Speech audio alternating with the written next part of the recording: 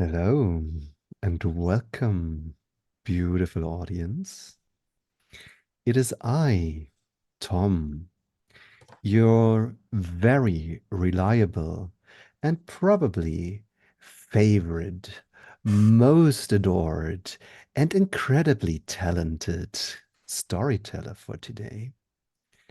I mean, you don't have many opportunities to resist these sayings right now, since you are already in my realm, and here I shall reign supreme.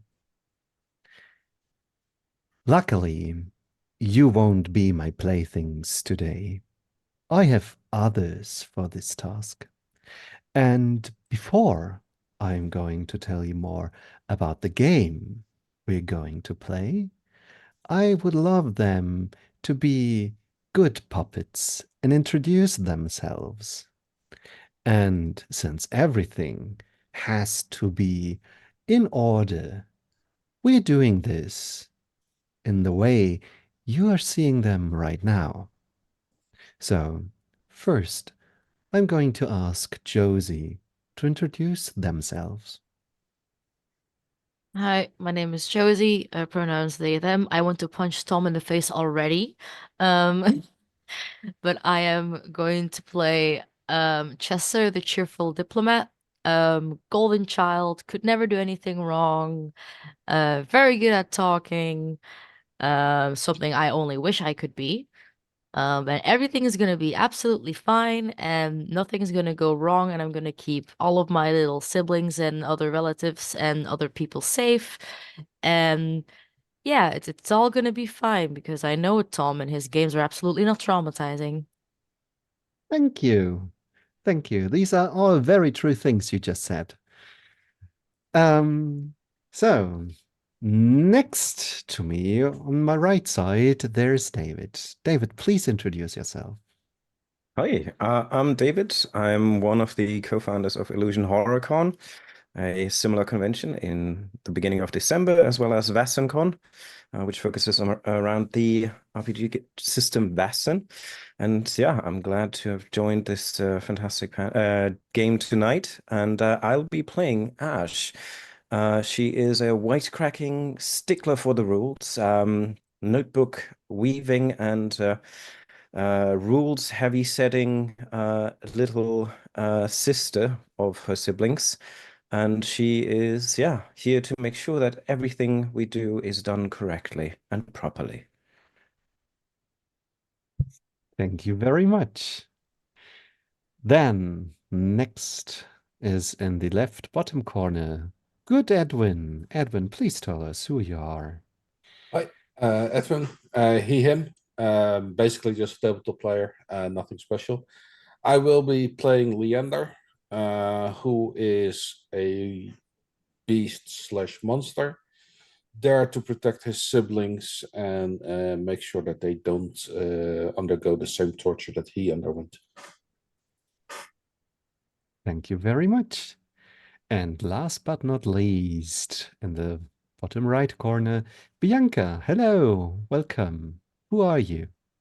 Hi. Well, I'm Bianca, as you just said. But I'll be playing Pretty Penny, who got taken from the mortal world and then forced to change, just became a doll during that time. So very, very angry for having agency taken away. I will try to be angry. It's not one of my most strongest things to show, unfortunately. But that's one of the joys in role playing is that you can explore things that you might not necessarily always explore in real life or indulge in. So I'm excited. Yes. Thank you. And thank you for choosing such an exciting role. Okay. I think something I should have done yesterday too, but I am doing now is making everyone aware that we are going to play a horror game. And even if I sound very nice and friendly and calm, this might be just a veneer. This just might be a veil, a mask that I'm putting on whilst torturing the people present horribly and constantly rolling for emotional damage. This game explores dreams and trauma and emotional abuse, and it is speaking in many metaphors. So whilst most of the aggression became visible in violence yesterday in Deviant, the Renegade, um, we might find other ways to express it in this one. And I want to make you aware that since we are going into a dream, dreams rarely speak open about what happened and what different things mean. And even if it sometimes appear that things are pretty much black and white, this is all filtered through a psyche, and it makes sense for the person. And yeah, it needs to be handled carefully to a degree. So if at any point you notice that you need to step away, take a short break, get another drink, or just leave this story entirely, don't hesitate to do so. Do something that's good for you. This is also an offer for my players. Um, they also have the opportunity to send messages on the Zoom call we are using or our Discord, and send just a giant X if they want to invoke the X card. And yeah, we checked our lines and veils beforehand and are doing our best to respect them and trust that we can rely on this as a safety network as well as on the X card and open communication. Okay, this said, let me take you away to a world that lies beyond the hedge, which is an in-between realm made of thorns and a maze and full of its own creatures, and a place that we will explore for a tiny bit very soon. But beyond the hedge, there is Arcadia, the realm from which the fairy come to take away you. Not only your children, but you. And they have many reasons to pick a single person, but in the end, they will drag you away and change you fundamentally. Your body, your mind, maybe even your soul.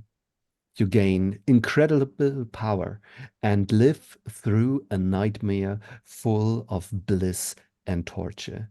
Some changelings um, become so much detached from who they were that they turn into mountains and don't remember anything else.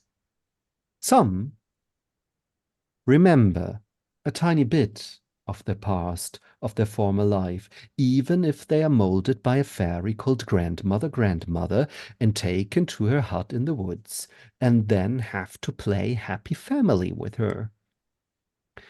This happened to our protagonists, which is why they refer to each other as siblings, even though they had nothing in common before their misadventures in Arcadia. And they returned together. They made their way through the thorns of the hedge and found their way back to reality, or the Iron World, where a magical mask hides their true nature from any mortal eye. And for several reasons, they didn't fit back into their original lives.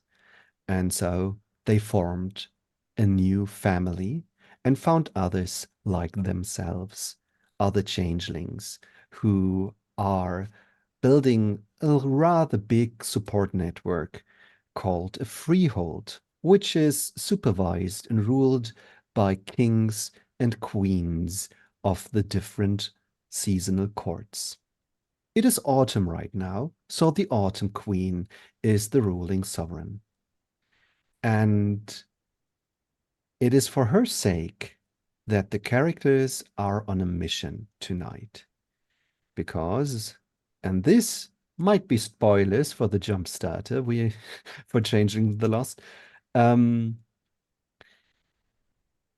was a fifth or a sixth member of this motley crew who left with them Acadia, called Ambrose. Ambrose did something horrible after they've returned. He tried to sell out his comrades to huntsmen who are basically the lackeys of the Fae. He made a deal that would secure his own security for the other four to return to grandmother. To his peril, and luckily for his siblings, this deal failed as the motley got away from the pursuers. And in turn, Ambrose got caught. The huntsman, who is now holding on to Ambrose, reached out to the characters and offered them a deal. You get Ambrose back if I get the Autumn Queen. Deliver her to me. And this is a decision your players can make during the Jumpstarter, how to handle this situation. And there are several options how to deal with the situation. And there's one in particular that takes a little bit more time. So I never got to experience it, how often I've run this Jumpstarter before. Because there's one important thing about huntsmen. They were the former inhabitants of Arcadia. They lived there, have been thrown out by the fairy, and then some of them got snatched up, and the fairy tore out their hearts, replaced them with an aspect of themselves, and then went to hide the heart of the huntsman in mortal dreams, out of reach. A huntsman can't find his own heart, and as long as he doesn't have it back, he has to serve the fairy. Now, our heroes struck a bargain with this huntsman to deliver him his heart to get Ambrose back, so they don't have to betray their queen. And they are pulling through with this promise. They made a bargain. They made an oath to fulfill this trade, and they're going through with it. So, at the point we are entering this story tonight, they already did a lot of research. They found the dreamer. They found the dream they have to enter, and they found also a hobgoblin, which is an inhabitant of the hedge, who is willing to sell them a key, because the dreams are like bastions, like fortresses, defended against the outside, and basically a maze of themselves until you find what you need. Changelings are dreamwalker and hedgewalkers. They can travel through the hedge, go to the dreaming roads, and from there they can enter a dream. If they have a key, for example. So, we are getting ready to dive into that dream. And the four of you have prepared very well. All of you have stocked up in glamour, which is the magic that resides within dreams and emotions, and is basically the fuel for many of your more supernatural abilities.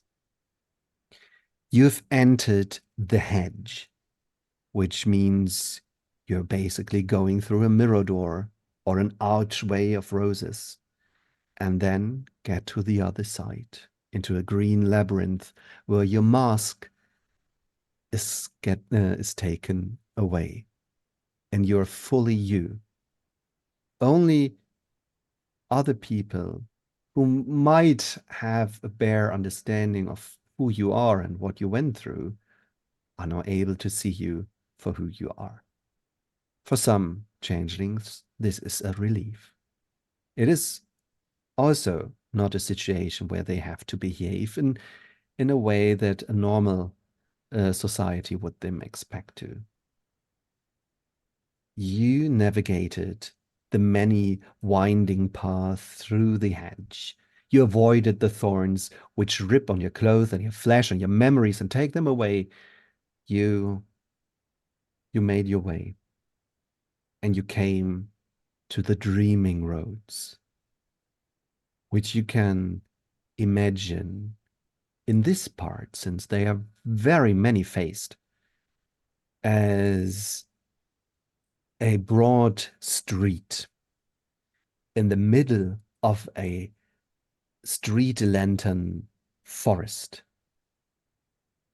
The lantern posts are the trunks. They have many branches, and the lanterns themselves hang like fruit and shine their light against the dark and cloudy night sky. Paper-cut skyscrapers are to both sides of the street.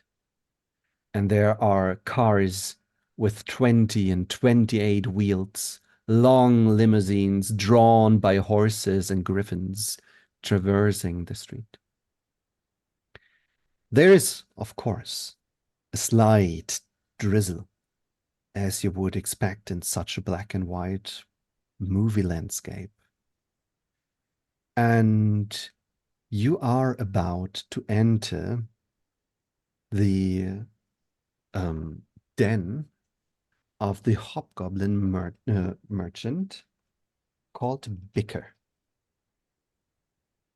You know about Bicker that they are, for once, very sizable, and they trade in a lot of things, especially bastion keys, but also a few promises. Some of them are rumored to be slightly broken, but still good to use. And you need some recommendations to even get an appointment with them.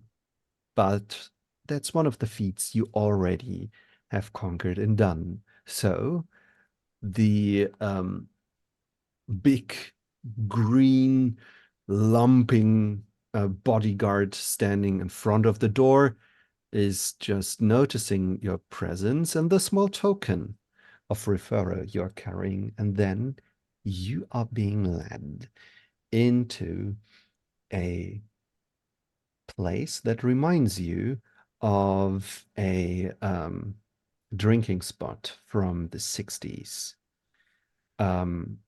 It works pretty well as long as you don't look at the pictures on the wall. The frames themselves appear to be rectangular, but on a closer inspection, they twist and turn. And you've heard that they change the images every night. So I would like to ask you, what is on these pictures tonight?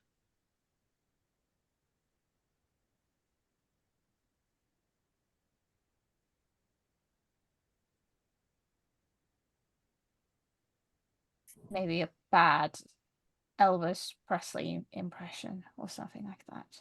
Is it Yeah, from the 60s? I'm not sure. I wasn't born during the era, so maybe it is someone from that time or not. I wouldn't be able to tell. It's just yeah, looks uncanny to me, but yeah. also not to the point of really processing what's in there. It's an English pub, right?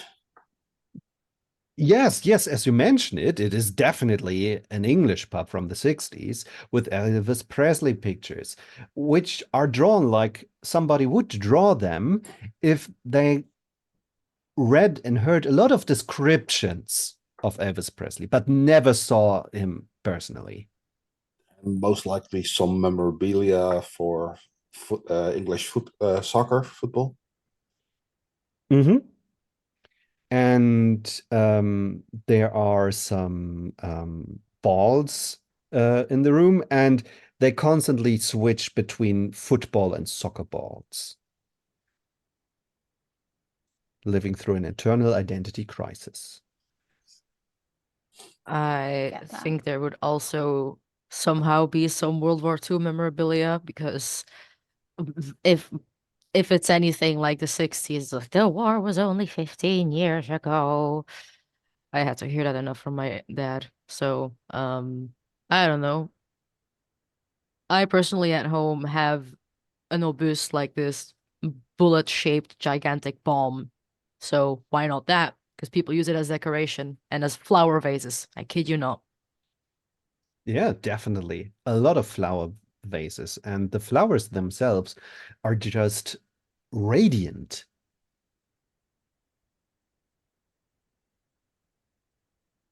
Anything to add? Bar fight somewhere in the corner.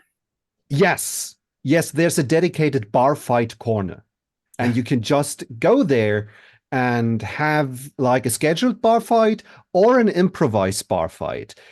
Rates depending. Okay, that does sound very much like the UK. It would be a corner, bar fight, some broken chairs. Now I'm buying this. Okay, this Mhm. makes more sense to me now. Sorry, I might be stereotyping. Uh, I think given that most pubs were repurposed during the war as well, kind of memorabilia of like tailors' equipment, shoemakers' stuff. Often people came there to repair things while having a pint and stuff. Uh, so I think, yeah, Ash would be maybe at that moment being enthralled by tools and machineries and old equipment that she might have not seen before. Perfect. And at this very moment, Bicker is giving commands to a group of very, very tiny people who are occupied by decorating the bar right now with new stuff. Um, Apparently, it is very important how to arrange all of them to a certain pattern, which only is apparent to Bicker. And so there's a lot of reorganizing and shuffling, and there's an old-timey spinning wheel that has to be relocated several times until Bicker is finally happy with it. And after several minutes, but time doesn't mean anything within the hedge. Sometimes it seems to their liking, and then Bicker turns around and notices the four of you and says, "Well, you are awfully early." Mm, we'd rather be early than be late, we figured, so that's why we're here already. We can definitely wait if you want us to wait. No, no, no, no, no. You just stand in the way all the time. You're already, oh, you're over there. That's not for watching, only touching. Come over here, please. Bicker, come on. Just it's all gonna be fine. We'll just do what you say. We'll get out of the way. Whatever. We'll do whatever. I would like to inform you that I have a proficiency or specialty in dealing with goblins. So please listen to me. Yeah, yeah, it's all right. And he just, they just scan the room, but there's a certain degree of attention to you that could make one feel um like your foot, but yeah, you probably know how to handle this. So Yeah. So yeah, but what's all of this about? So we were interested in trading you one of those keys to a dream, a very specific dream. Yes, yes, yes, yes, yes, yes, yes, yes, yes. Commerce is good. Yes. Mm-hmm. And I look at my siblings like, did y'all bring something? Please tell me y'all brought something. Yeah, Ash nods, and she's also immediately taking note the moment you started speaking in order to make sure that whatever you said, we have a protocol about this so that a deal has a proper way of being followed back up on, and loopholes can be found within that saying. As well as she records the responses as well. Oh, Mugamuff, you brought a notary. Oh, Oh. just ignore me. I'm just here to I might think about buying some things while taking notes what he says. Oh yeah, that might be nice. Well, I'm actually missing one of those. Are you usually bringing tactical explosives to like introductions? Just asking for a friend of mine, you know? Oh, well, it depends on your friend. Sometimes larger, sometimes smaller explosives, but always fitting to the occasion. Uh, they look at Chester. Do you approve of this message?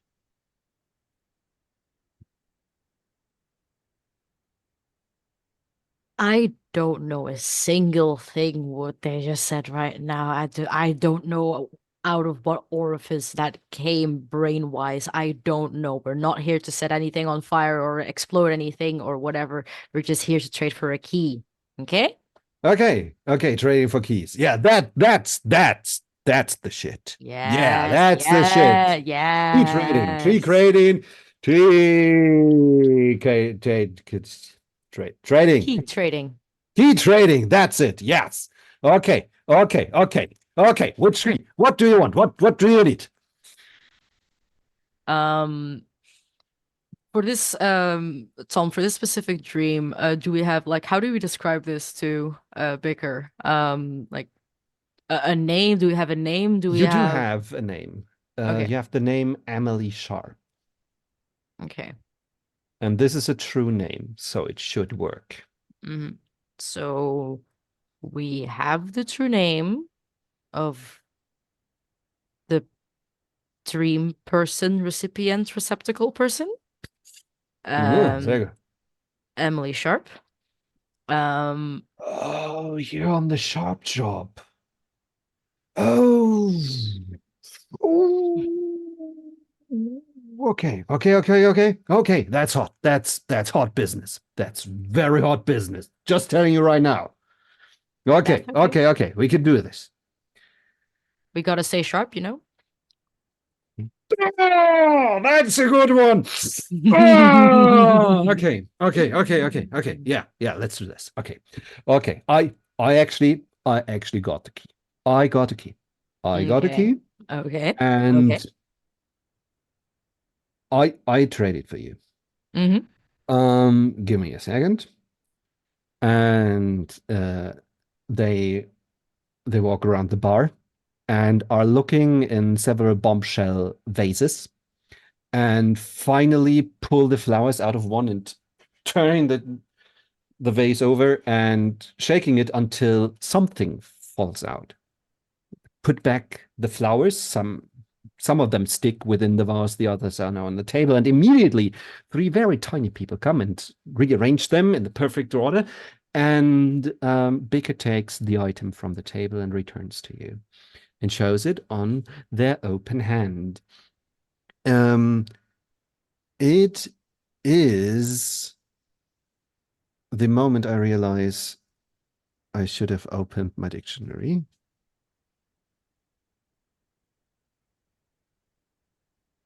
What word are you looking for? Um, okay. Apparently, it's a treble clef. Yes, I know those. It is one of the signs that you are putting at the front of a line of written down music. And in German, it would be roughly translated to violin key. And this one is made from ice. Mm-hmm. And it rests in their hand without melting. Okay. Interesting. Okay, And I once again look at my siblings.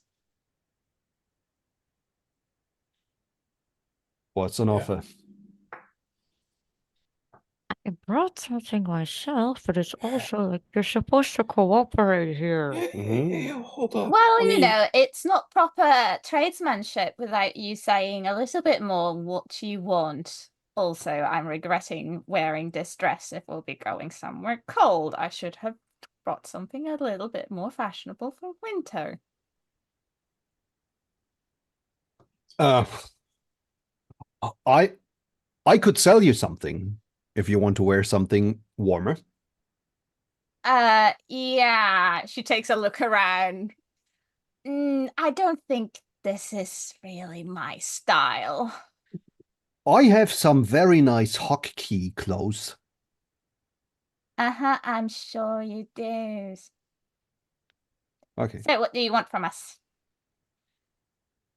this is high value. This is high value. And I don't know how much you know about this, but this is like deep business, very deep business. And um, if you mention buying this thing from me only ever uh, if it's good for business. I don't want to, have like guards on my door and people trashing my place. Oh no, because of course not. Like we've talked before. Come on. Like I don't get into trouble. It's just something I don't do. I don't like it. It's way too much energy. It's way too much trouble to get into trouble. And just no. I seem to get out of it. Okay. Okay. So, what do I need? I think at least a blessing. At least something that gets me, a good deal of favors. A good deal of favors. Such specificity in your demands. Ash is actually a bit more leaning over to Chester and kind of whispers in your ear, "What did he mean? Are we on the job? Was this kind of announced? Is this an open quest that somebody else wants to go into this stream? He seemed like he was expecting someone to come for this. Are we I being tried set to up?" make 100% sure that Biggers does not hear this. I don't know what the fuck he is all about most of the time, but I just play along and it works perfectly fine. So my answer is I don't know, but it doesn't matter. Okay? We're just gonna give Okay. this dude something, this creature something that it wants. I brought something that people have tried to trade off with me before. It's not exactly a blessing, but whatever. It would also be fun if y'all took out the things that you brought as well, just, to make it seem like you can make a choice. Because making people make a choice feels less forced than only giving them one thing. Ash nods, Mm. looks a bit in confusion to Becca and kind of just awkwardly smiles. Yeah. And pulls out a little mechanical toy soldier that you all might remember this, that she crafted years ago when we were siblings with grandmother, from scraps that I collected from each of you. And it's kind of a play doll that we had together, and I present it as a unique automaton because it's one of those collapsible things. When you press on the bottom, it just kind of folds together and then pops back up.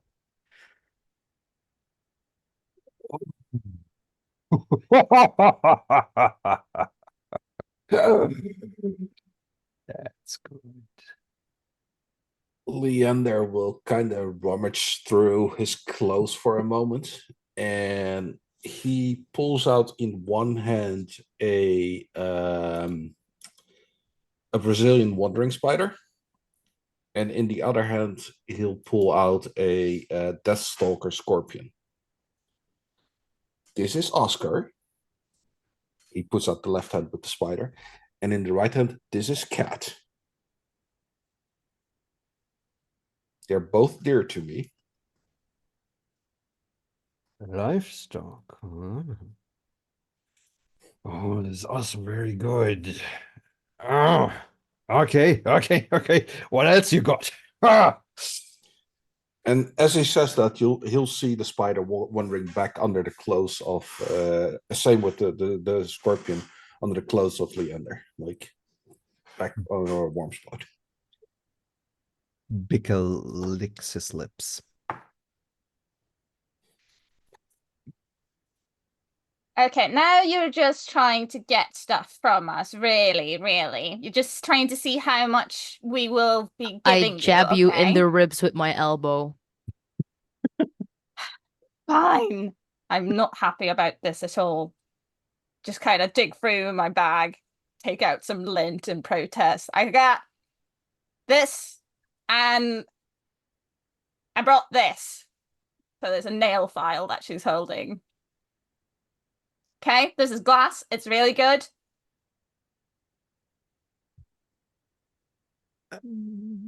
Bickle glints at you.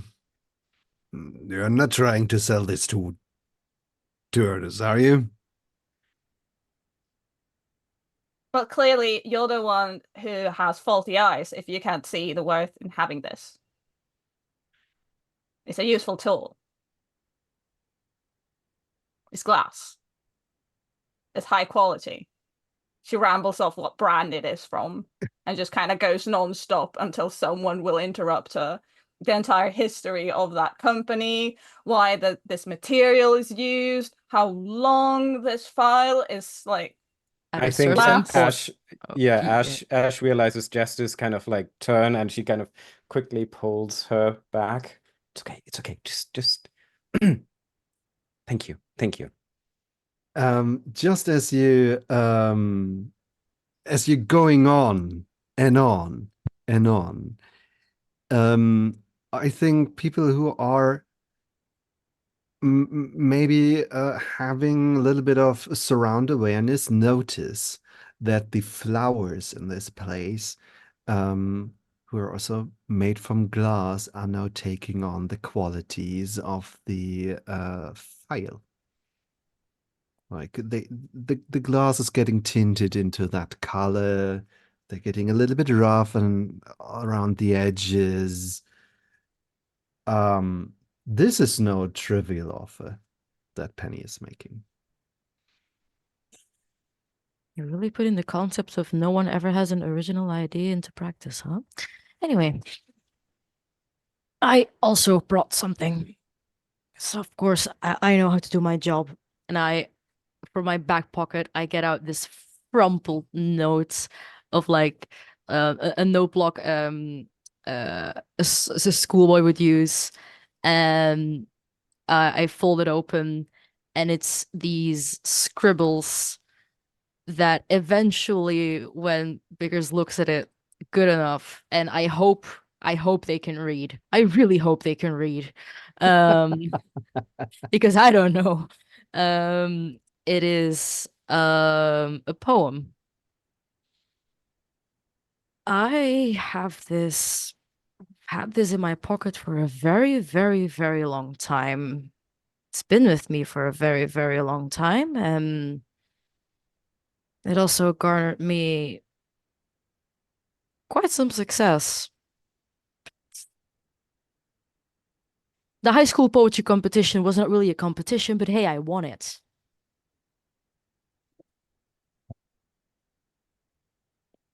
You're making a striking offer. I know.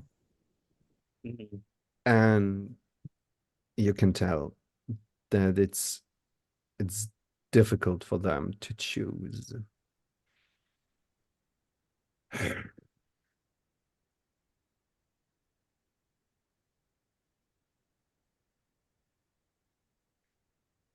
And then they take a look around and probably also notice the change in the flowers and turn towards Penny. I'll offer you for this file the key and one question.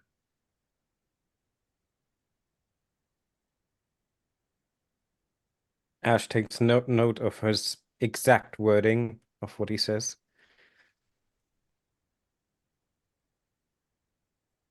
And Do he's you kind of accept? happy, going like, "Aha, I told you it was good quality." It's like a purple, like the glass handle is purple, and then it kind of goes over to a frosted, where you also then see where you can file this. Oh, where you can file the names. I'm just kind of like internally thinking, I am going to give our dear friend a stern talking to and demand to get it back. Because I am not happy to part with this. Sounds like an issue, not an is me. Okay. But do you accept the bargain?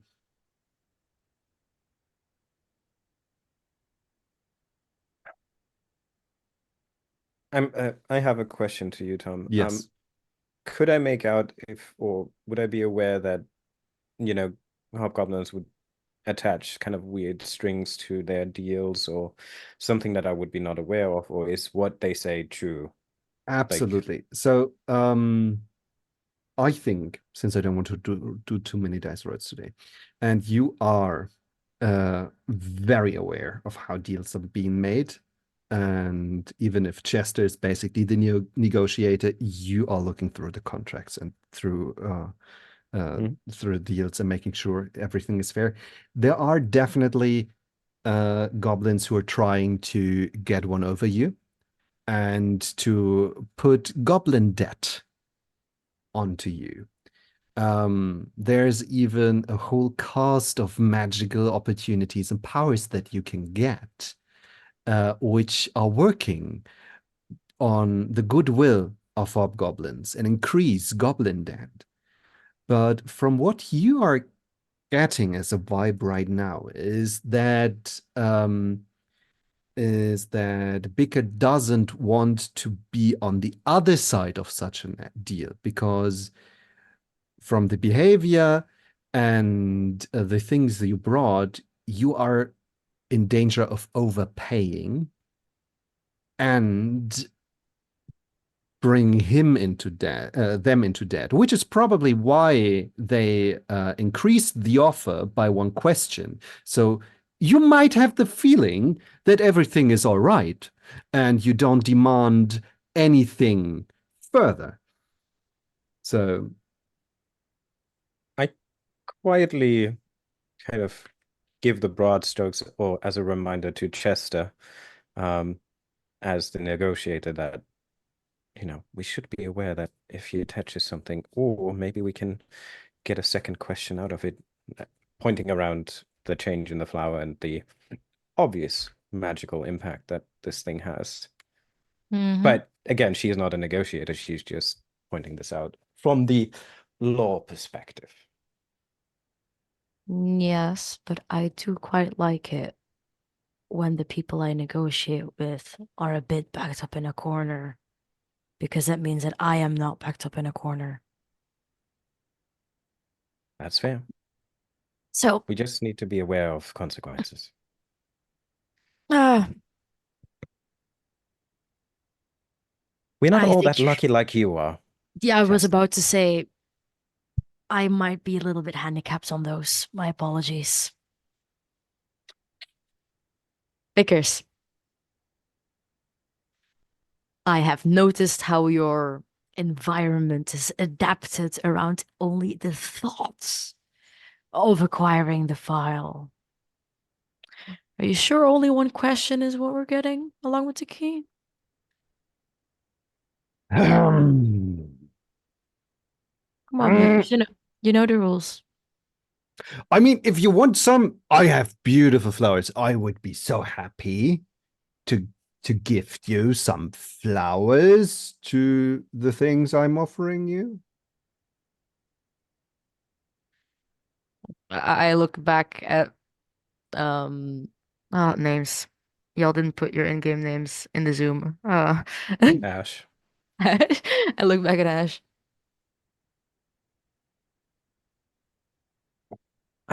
I don't want to carry a glass flower around me when we have to be quiet. No. What about just like an extra question? That's easy, that's done. It's just said. You don't have to do anything about it anymore. It's not something we have to carry around, so it's a win-win. Great, great, great, great. Let's do this. Handshake. One dream key for the bastion of the name you said. For that file and 2 questions. Mm-hmm. I'll write out a quick kind of verbatim what he just said.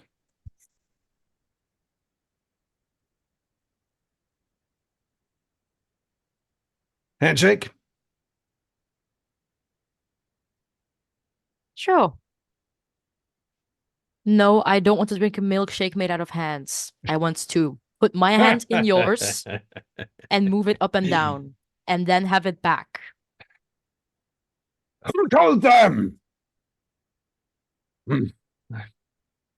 Great. Okay. Yeah. Okay? Okay. And you shake hands. And after that, a tablet is brought and the dream key is put on it.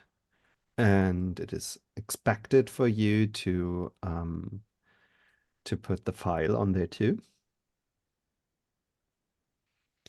I do that. I just kind of walk over with a little bit of a proud sonder and just go, oh, yes, here. Just still selling the idea of the file being like super, super good. And it's like putting it down, just softly, the glass kind of clacks onto it. And it's like, you will never need anything else but this file for the rest of your lives. And then just kind of walks off.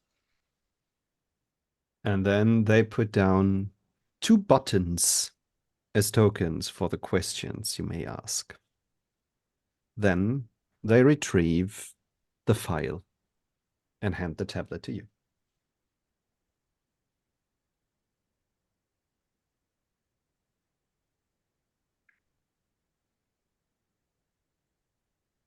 So, your questions, you can ask them now if you want to. You could come back later and ask them then. I think it would be better if we did them now, so we just have to bother you anymore. I know you're busy enough. Yeah. I look So, at my siblings once again. Well, I would suggest to maybe have a brief thought and maybe a drink while we consider our questions of what we can ask to not spout out something before we regret our asked question. That's why Don't I'm ask this looking as a at question. yeah, that's why I'm looking at you, Ash. Yeah. I think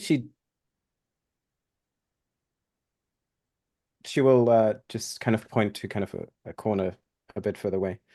We will be right back. Just excuse us for a second. Sure. Can I let you bring something to drink? We have handshakes, and we have some freshly juiced pomela. I'm good, thank you. We'll just leave them on the table for you, yeah? That's all right. Just bring them a round of drinks. We don't want any. It's on the house, right? Ooh, You be careful offered. with these things, No, you no, no, no, no, know. no, no. No, no, no, no. We are in the house, not on the house. Careful. Terms and conditions apply. Yeah. I'm very busy decorating right now, so don't ignore me. I am not even here. Just feel happy on your table and take whatever you like. Okay, ta-ta. Because with your grand personality, it's very difficult to ignore you, but we'll try our best. And I return to my siblings. Fine, you got your 2 questions. Go ahead and ask them. I am done with this. Well, what do we want to ask? How to find the key? How to find the heart within the dream? How to best get out of it? How to How to what make a to look out for? handshake. I mean,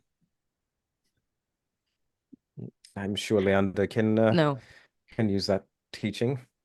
No, it's fine. No. Not everyone likes to laugh in these situations. I always forget. But you're the smart one here. Well, again, I just think if he offered us a question, then the whole situation seems a bit fishy to me. Like as if they are expecting somebody to enter the stream, as if there is more to this than we anticipated initially. But I might be overthinking this, and I do apologize. No, I'm your always getting overthinking a is bit excited. useful.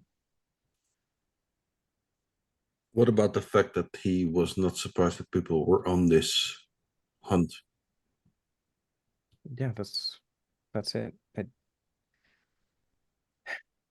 Maybe because we're not the only people on this job. If you had your heart in someone's dream, would you not ask almost anyone if they could go get it? Not Well, in a position, cannot answer. I don't know, dude. If you lost like a hand and a finger, I'm pretty sure your thoughts would be focused on trying to find that one again, okay? Your heart is probably going to be of a bigger concern if you lost that. So it makes sense to me that you would pretty much just ask anyone around, like, hey, have you seen my heart? I really want it back.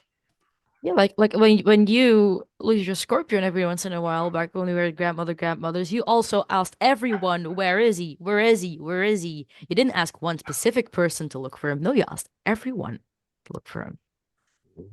does That that was mean also that? because Go ahead. that was also because I was afraid anyone was going to eat him. Yeah, because you care about it. That's why you want it back, all right? And a heart, that's a pretty big deal, and you want it back. I'm not gonna. I just thought, That would Mhm. mean that he knows that the heart is hidden in that dream. So he knows who brought it there, who took it there, who basically orchestrated everything. And he's in on this. I don't know, this just seems, why hide a heart if you have a hobgoblin as a protector over it who can be swayed by a deal with the nail file? She kind of just, not in that tone, but like in a similar condescending phrase to the nail file, but it's a really good name song. It's not always about what you sell, it's how you sell it. That's true. Well, all I can think of is to ask what possible dangers we can encounter and what our best way out of it would be if we would need to get out fast. I was also thinking of maybe, now that you mentioned it, the question of, is anyone else on this job that you know of? Why were you not surprised that we asked for it? But only ask, like, take those 2 questions and make them one, because I know he will see those as 2 questions, even though they have the same answer. Are there potential other people on the job that could create danger for us in the dream world? No, because if they cannot create danger for us, but they're still there, they can answer no. Good point. So, Well, you're the wordsmith. I'm just the reader. Smith, with Are- these hands, please no. I don't want calluses. is there not just one key into the dream?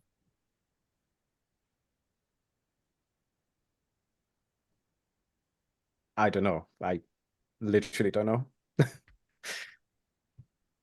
Is there only one key to a dream? Or are there many? Okay, chop So- chop. 2 questions.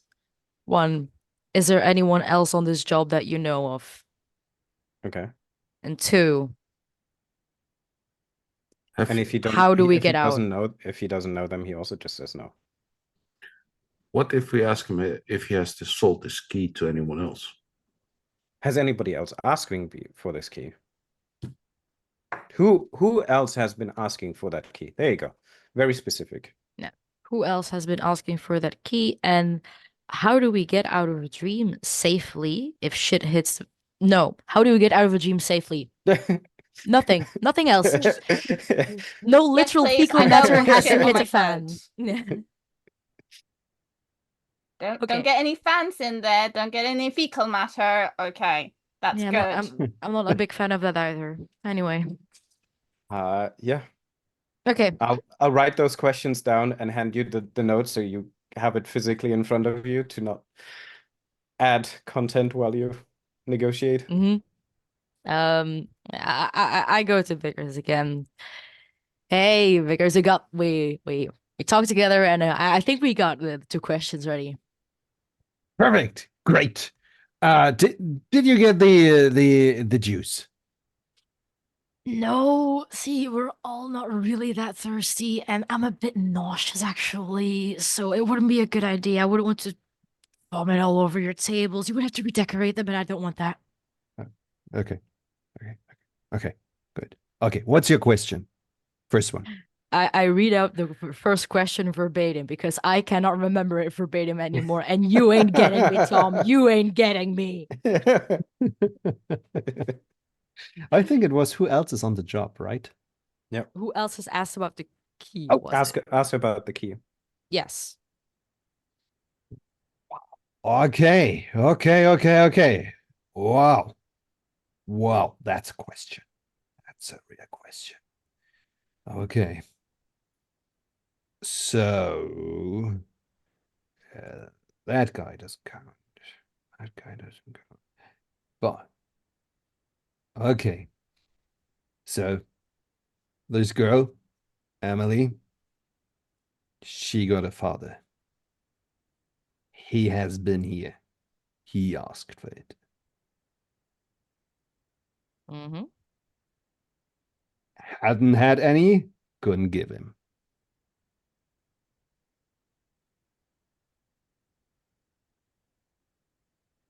This is the deep hedge. This is a place rarely people end up by accident. You have to go, you have to want to go to this place, or you are here, but then you have no idea where you are, who you are, what's just happening. And you would also not be asking for a key to a dream, probably, if you didn't even know where you are. Okay. Then I read out the second question verbatim. How do you get out of the dream? Yes. Without Safely. any attendance. Oh yeah, safely. That's right. So basically, there are a few options. The first one might be the very obvious one. You are going to kill the dreamer. They are just dreaming. You are going into the dream physically with your entire being, and you're entering the dream, which is built, created, formed by the mind of the dreamer. So they have a representation there, which itself is not the person itself, but an imagined self. It is the focus, the point of view. And if you kill that, the dreamer awakes, as you would if you were entering the dream non-physically.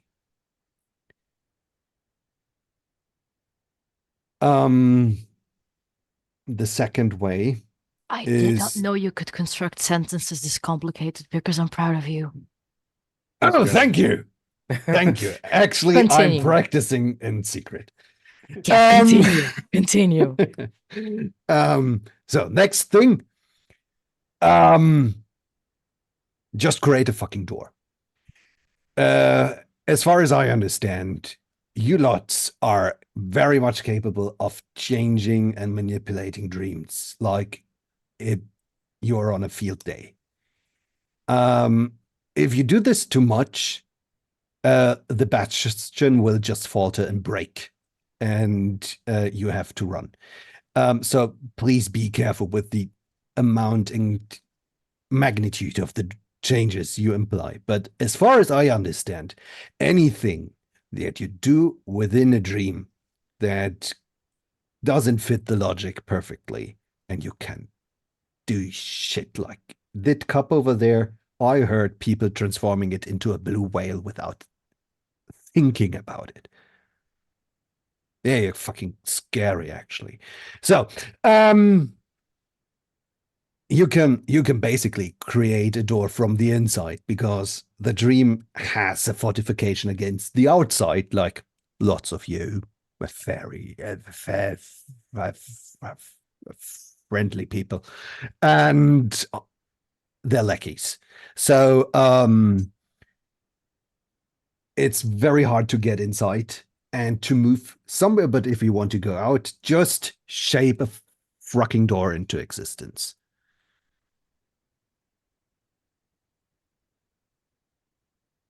This is now the second time you specifically said fucking door instead of regular door. I'm going to note this down. It has to be incredibly cool.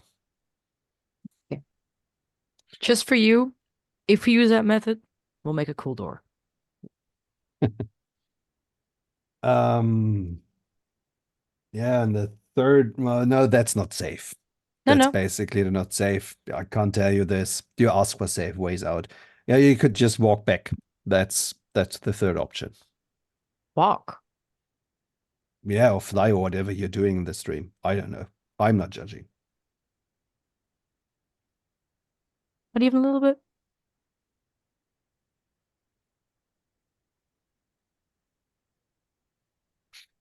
Well, I think you should be on your way. It was good talking to you, Biggers. Yeah, I'll great see you talk. when I see ya. Yeah, and if you ever get thirsty, come over, or if you want to trade anything else. I will.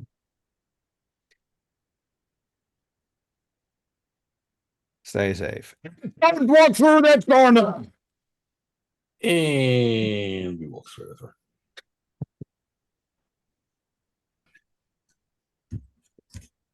And so you leave.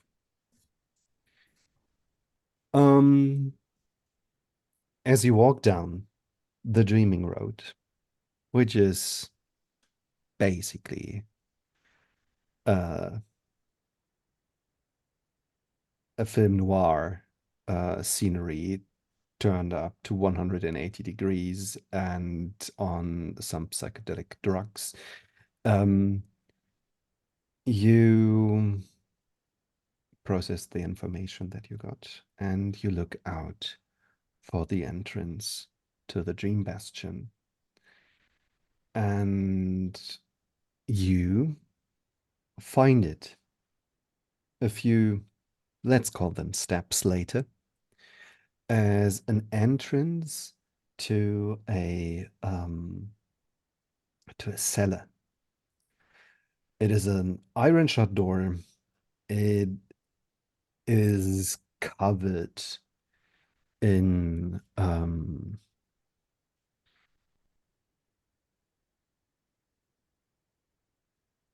if you write words correctly, they will be translated into it's covered with fern frost, and it has a keyhole in the center of the door. Now I am going to explain a very important rule. We haven't had any dice rolls yet, but if you enter the dream, you have the option to, whenever you do a dice roll for an action, to spend 2 surplus successes, because it's 2 right now. And 1 point of glamour to invoke a paradigm shift. You can change elements in the dream. The larger the element, or the larger the impact you want to have, the more successes you need. You can always default to, well, I need something big later. I'm gonna bank some successes here. Like if you want to turn a cup into a blue whale or stuff like this. You can you can act in scenes as you would do usually. You could just have a conversation like this with elements of the dream that appear to be people. And you can do funny things as long as you're behaving in a way that the dream would think to be natural for the role you are about to take up. Then everything is fine.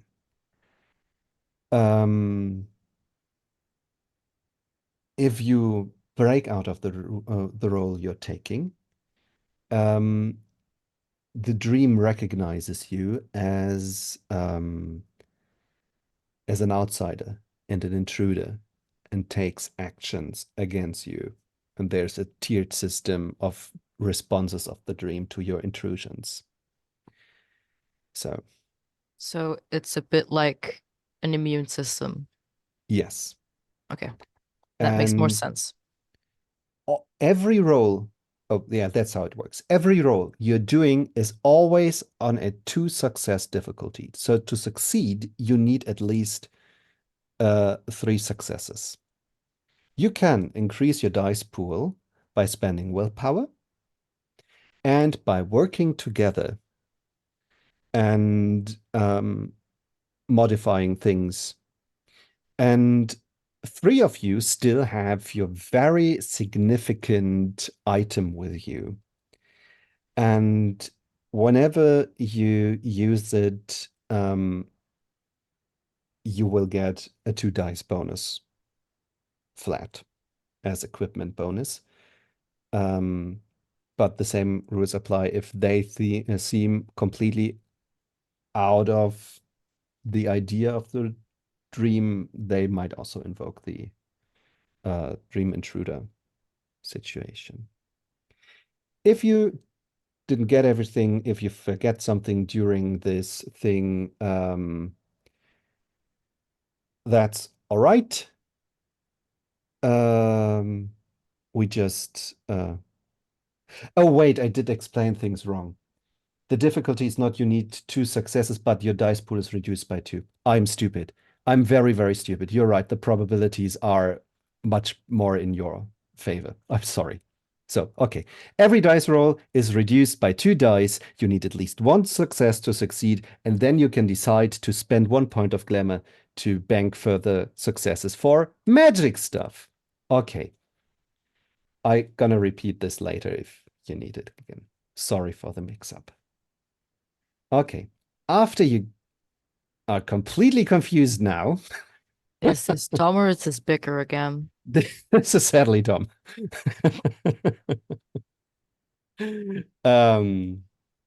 Yeah, you are standing in front of the door. After you've opened it, I'm going to describe the scene to you, and then each of you can pick a role they want to pretend to be within the dream. Okay. So, who got the key? Who is going to open the door? Just this. Oh, Chester has the key as well, I remember. Sure. I'll push the key in and open the door. Wonderful. Okay. And the door swings open. And on the other side is a completely different place waiting for you. You have high brick walls that are of a bluish frozen color. You have a concrete floor and very, very narrow windows with bars in front of them. The first impression one can get from this, it's looking like a prison. At the same time, there are wonderful, glittering, finely crafted chandeliers made from ice hanging from the ceiling. There's a large buffet where food and drinks are arranged in the most incredibly tasty looking way.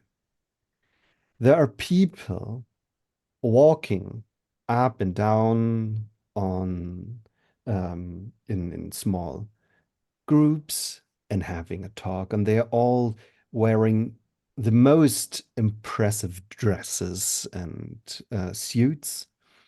And then there are a few people who are looking more ruggish, torn down, beaten down. Um, they're wearing prisoners' clothes, and they are paraded basically by wardens through the crowd and are brought to a barred door gate.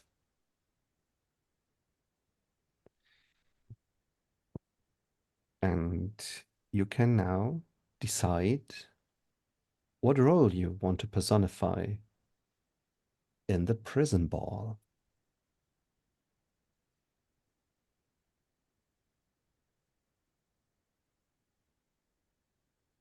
I think that Chester would stay safely in his little comfort zone and try to blend in. I don't know if you can like also like change the clothes or whatever, but it would fit into the dream. Basically change his already pretty formal clothes to even more formal and fitting to the setting and be one of the fancy people. Mhm. So every prison has its prison bully, the most meanest badass type of person. That's basically how Leander is portraying himself now. Mhm.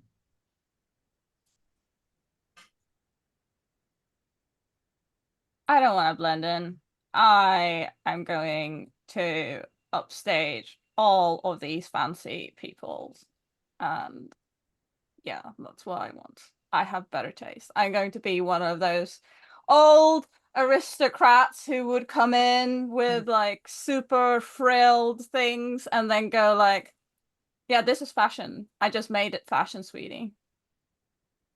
To blend in, I like take you by the arm or something because that makes sense, right?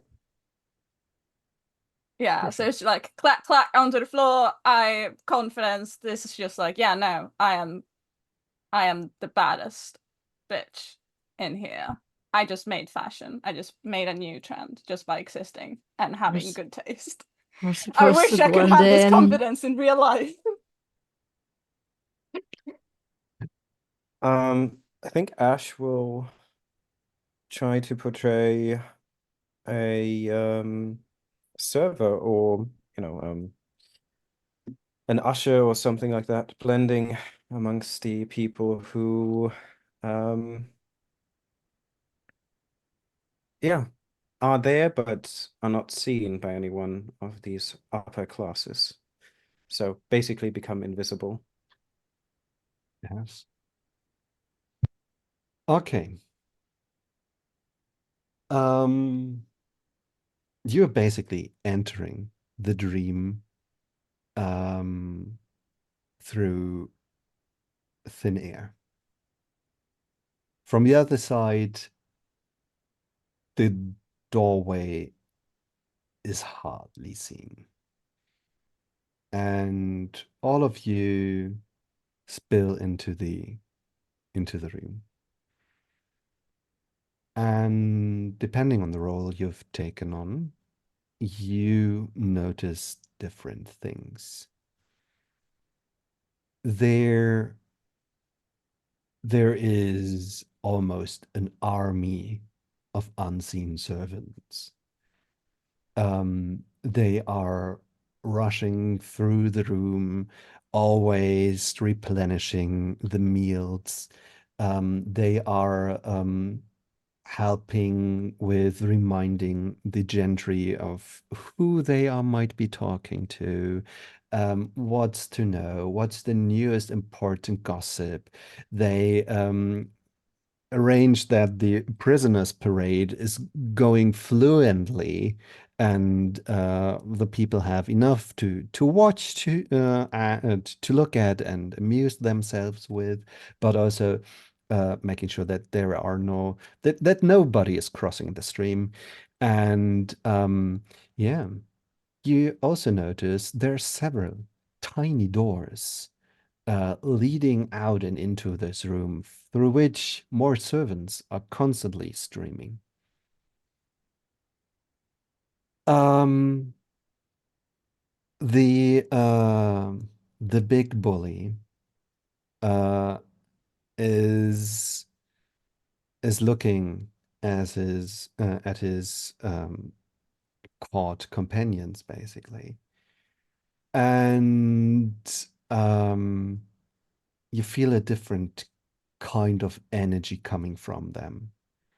They are they are very afraid. They are very, very afraid, and they seem so much smaller than they could be. Um, they shrink next to their wardens and basically are just getting through with it. And then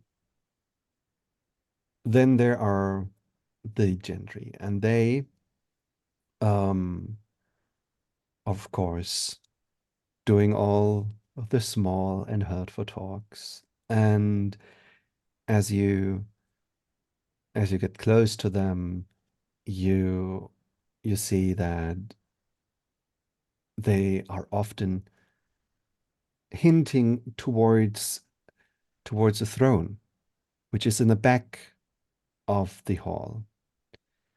And it is also made of ice.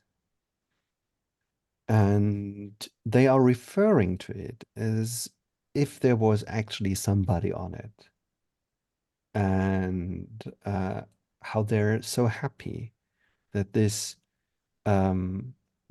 entire thing was possible, and that he is doing such a good service to everyone.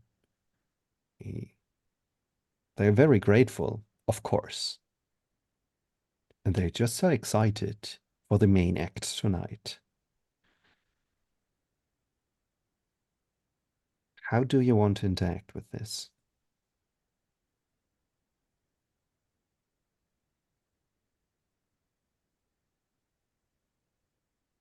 Ash actually kind of just if time has any meaning, but I'll be back in 5, and she will mingle amongst and kind of try to get in that rotation of service coming out of that door and disappearing in another, just to kind of explore all the rooms and just trying to understand if there are potential hidden threats that they are not aware of before they make any harsh or quick decisions. Like the other room is full of soldiers or something like that. Yeah. So she wants to wander around amongst the people and just get an idea about the lay of the land or the lay of the prison. So let's do our very first dice roll for tonight.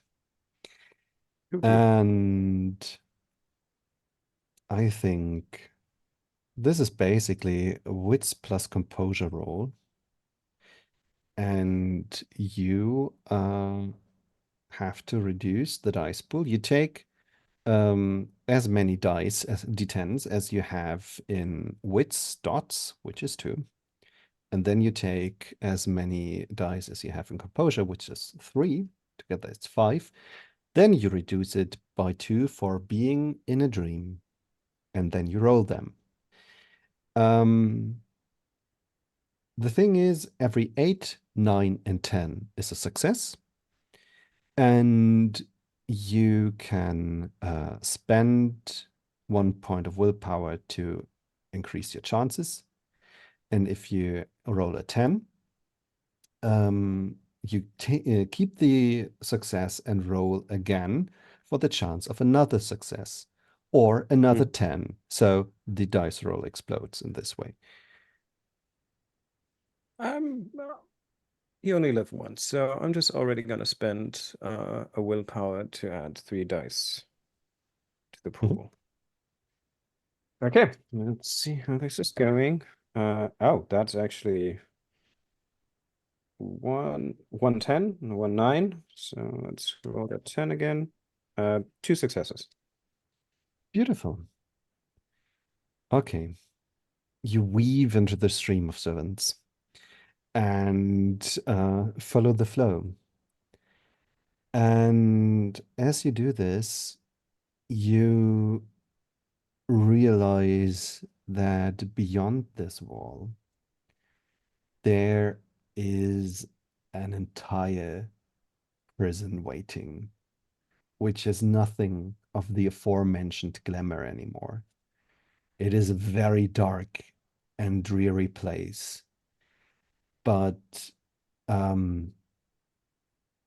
as you realize that basically the other servants stop existing after walking through the wall. There are prison cells, and there might be all kind of things in these cells. Yeah, I'll quickly turn around then.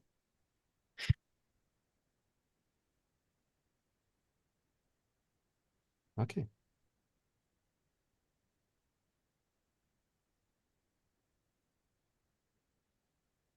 Penny, at hearing "I'll be back in a second," just kind of reacts with a "I'm not gonna stand around here and just wait." So she's probably just gonna like, "Come on, chesty boy, let's go." Time Sure. for you to shine, golden child. And just this is gonna end awful because I just had a look at my character sheet. And I have absolutely nothing in socialize. So Oh, but I do, don't worry. I'm just gonna rely on my star power as fashionista and hopefully not open my mouth too much. I'll be your wingman for this single called The Entire Dream. Beautiful. So there are there's a couple, um, a woman and a man, and they're also uh, hooked to each other and looking very fashionable. And from the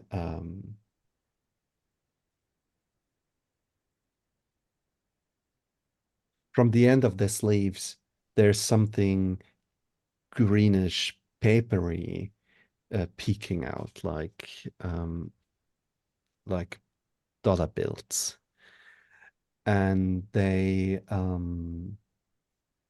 looking at you through something that looks like creative reinterpretations of glasses, and but instead of a lens made of glass, there's also a sheet of ice in there. And they look at you and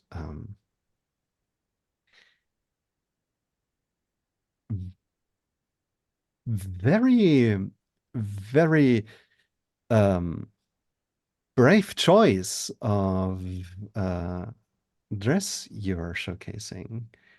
Who are you wearing?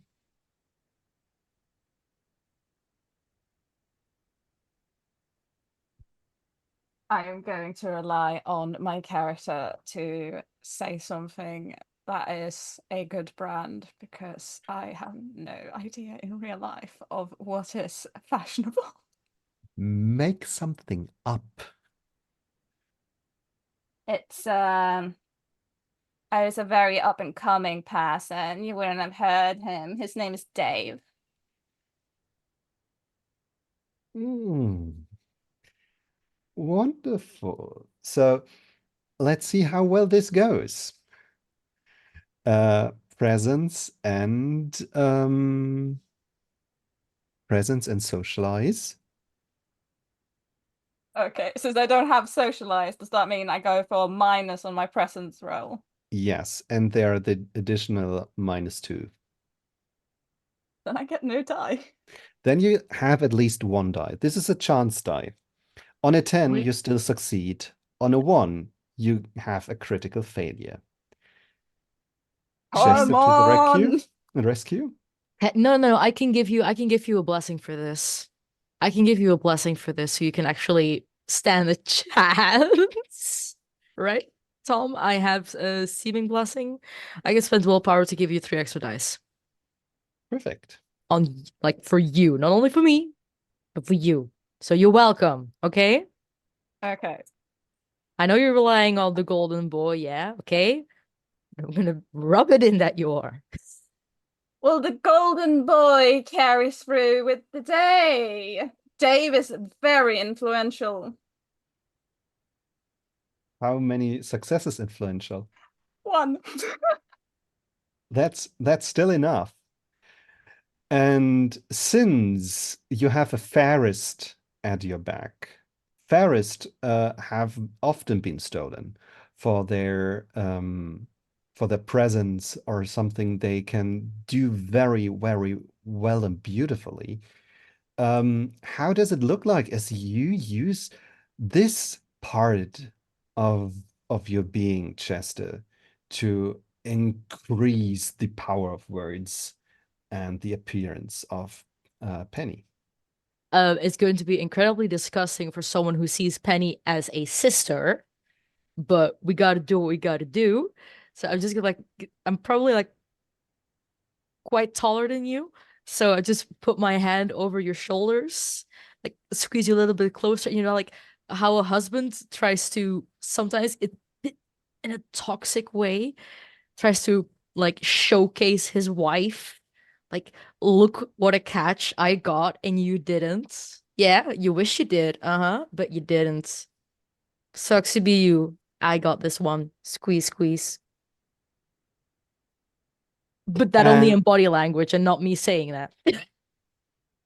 and since the uh, check has been successful, the two of them are like, no, this can't be real. This this is unimaginable. And somehow all the very beautiful and radiant people in the room are now watching you. And you feel like a wave of jealousy washing over you. And at the same time, like the the room just got smaller, right? It all twists and turns a little bit. And and the throne definitely grew closer. And I think this is the point of our break. So please take 5 minutes to refresh your drinks, do some stretches, do whatever you need to take care of. And we will see you in 5.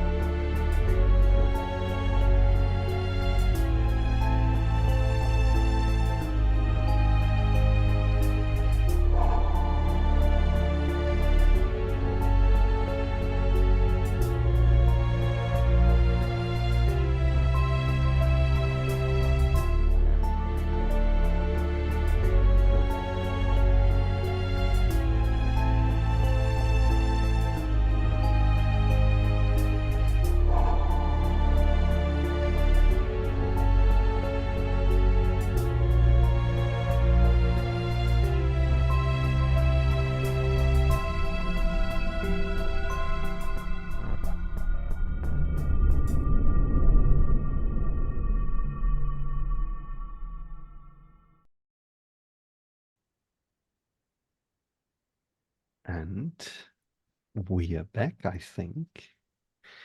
Okay.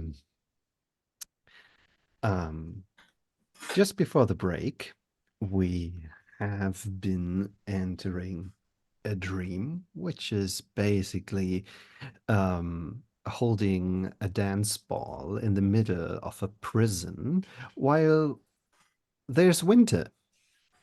And our brave characters are here to find the heart of a lackey of the true Fae to exchange it for the life of a former friend of theirs.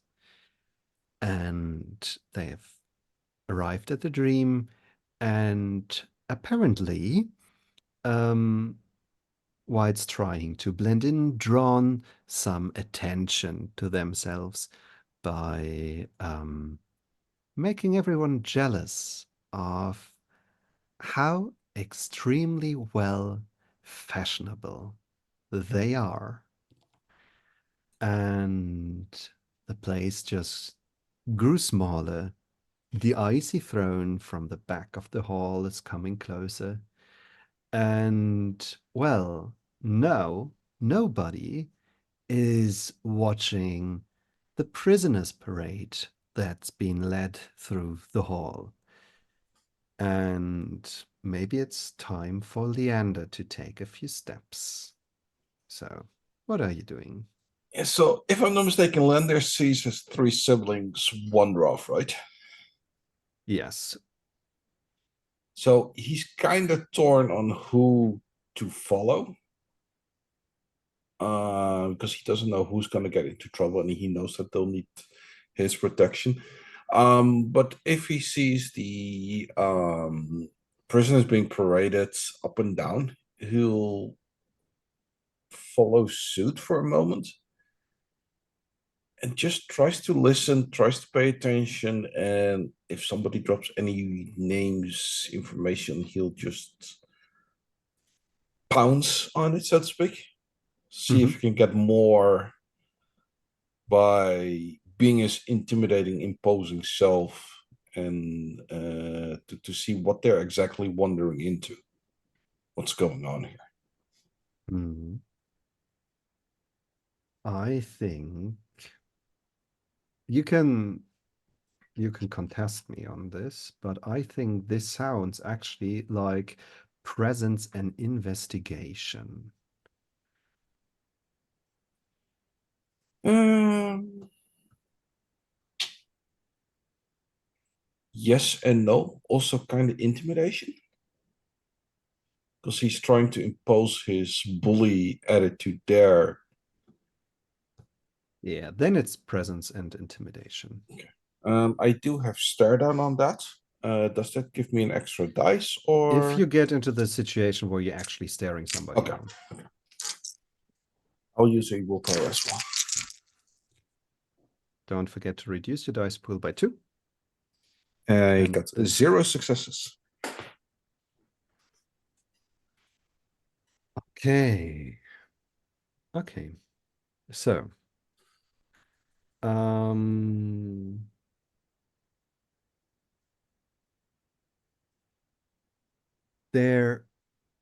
there's this one guy, and he is rather small, lean, holds his head very low, and you think he might be somebody who is easily pushed to spill the beans. And you go over to him, and at first the warden next to him doesn't mind you at all. And as you exert your presence and try to get some information out of the tiny guy, you you notice that he is actually about to open up. And then, just as he starts telling you, oh, I would be very careful. never cross the king, never. And then he stops talking as he's grabbed by the neck from by the warden and unceremoniously dragged out of the parade and brought towards the iron barred gate. And what you can hear as they walk away is, you know, you aren't supposed to talk. It's not something you're doing here. You messed this up already. That's being said to the small man, right? Yes. Okay. And no hostility is directed at you. And I think you might actually learn something more from this if you succeed at a wits and empathy roll. Definitely gonna spend the willpower for that one.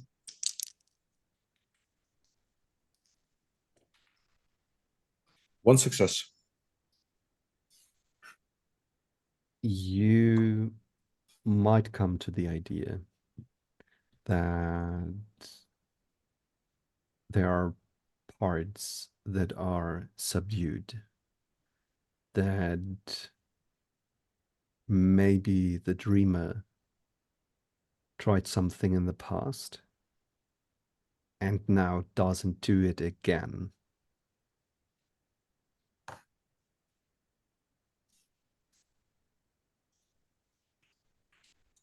This is sometimes done as a protective measure. And you might think, if you want to learn more about this, it might be a good idea to go where this person might end up. Yeah, we'll follow him. Okay.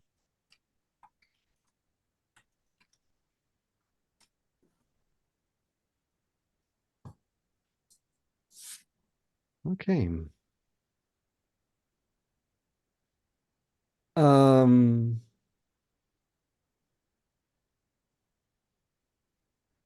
I think as Ash returns, you notice the shift of atmosphere in the room. You see Leander walking off towards the gate, probably following the prisoner and his guard. And then there is the entire attention of all the noble attendees towards the splendid pair of Penny and Chester. Question about that. Yes. My needle is regain 1 willpower when eschewing traditional aesthetics, regardless of consequences. Did me enabling Penny trigger that? Just a question, so I can track my willpower. I have to read it again. 1 second. Needle. Yeah.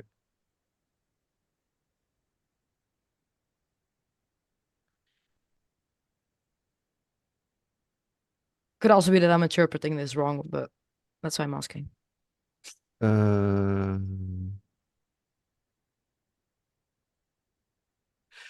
I think yes. You are supporting something that doesn't fit the aesthetics of the room right now, because Penny is introducing a new style.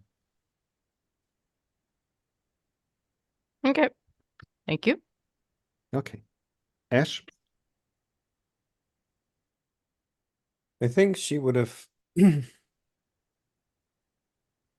certainly coming back from the back room, stumble into the main ballroom. Her heart slightly pounding just because of, I think she's overthinking once more the potential threats that might come to them, and kind of just for a moment, at least we're not doing something. Shit. Why are they all looking at them? Uh, where's the bear? And she kind of looks for Leander, and if she can see him kind of wandering off, I think she would try to herd the cattle, so to speak, and try not to move by ourselves too much. So she runs after, or not runs, but swiftly moves through the crowd towards where Leander is disappearing.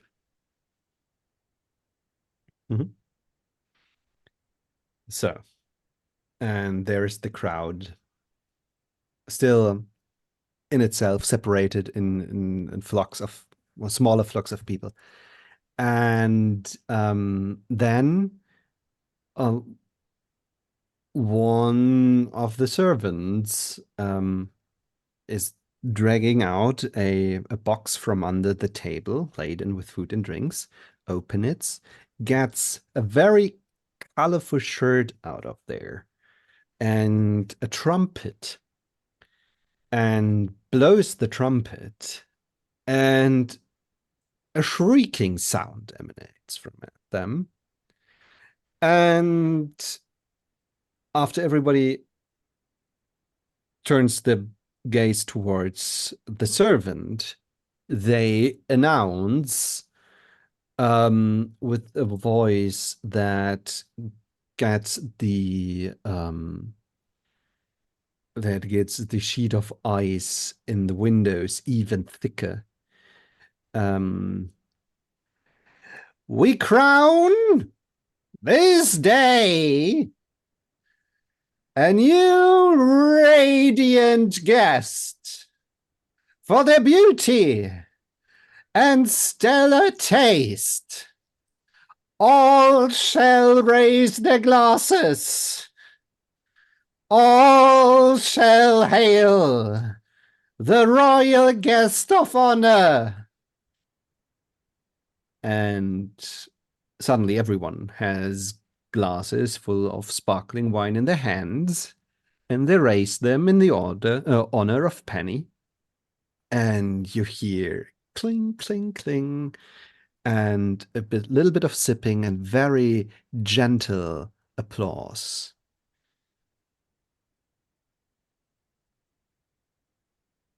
I tower a little bit over Penny, and as I also do the little clink clink with our glasses that we probably suddenly got, I whisper, I'm going to strangle you when we get back. Sounds like fun, sweetie. Anyway, we have to make something happen, right? Otherwise, we're not going to get anywhere unless we actually take action to get what we want. Yes, but they're supposed to be stealthy. There's things like hiding through, just, No. No. Excuse me, please. Excuse me, please.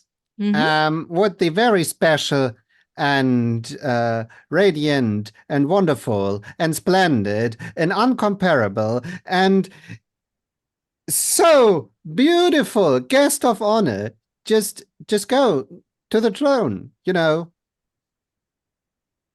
seat of honor next to it. Okay, sure. This is good, right? She whispers to Chester. I'm also going to use the very cheap defense for our group that aspirations for a character is to get myself into trouble. Well, if this was a longer campaign, please take this beat, which is a fraction of an experience point. So no real beating.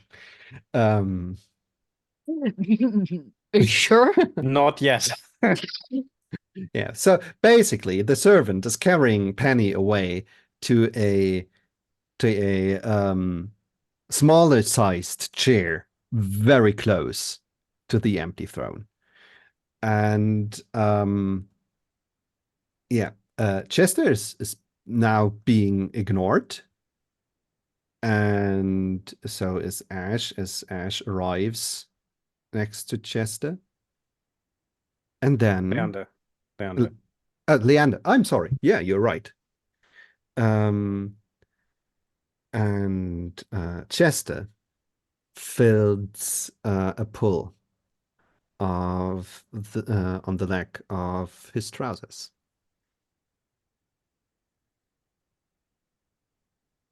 Hmm? There is a girl, early teenage years, um, wearing also a ballroom dress. And she is looking up at you. Hey, little one, what's wrong? You know her well, right? I point at Penny. Mm-hmm.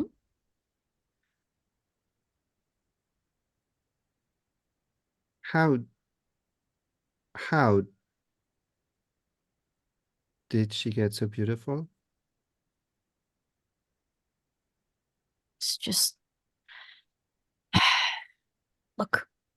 And I like get down like I don't know the English word, but like when you like bend down on your knees, but not like on your knees, but like Crouching, this. crouching. Yes, thank you. Wow, I'm stupid. Um, I crouch down to this. It's a child, right? Yeah. Okay. Basically, if I do this, and I am once again going to cast that blessing. I don't know if she'll use it for a roll or anything, but I just want to do the exact same thing I did to Penny. And if she wants to be pretty, it should work. Dream logic, right? Dream logic. Very much. So if this is okay with you, I will scrap another willpower. I don't think she's hostile to me, so I don't have to No. spend glamour. And basically Peter Pan style, I'm going to say, now, if you think real hard about the prettiest dress you've ever wanted, go on.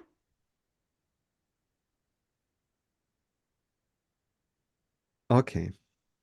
She I she am in looks at trouble. you for a moment, and there you can see some fear in her eyes, and then she nods. And before we're gonna resolve what you just did, we just head over to Leander and Ash and look what they're up to.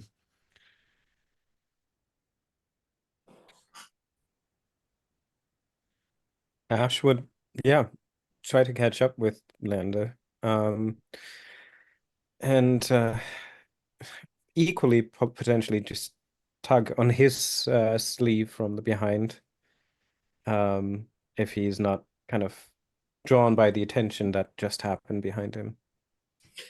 Uh, Leander is ignoring that. He is focused on the guard and the prisoner that are being dragged away.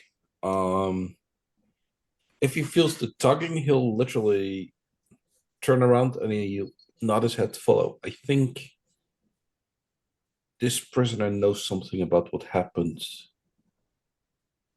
here, which might be beneficial to us.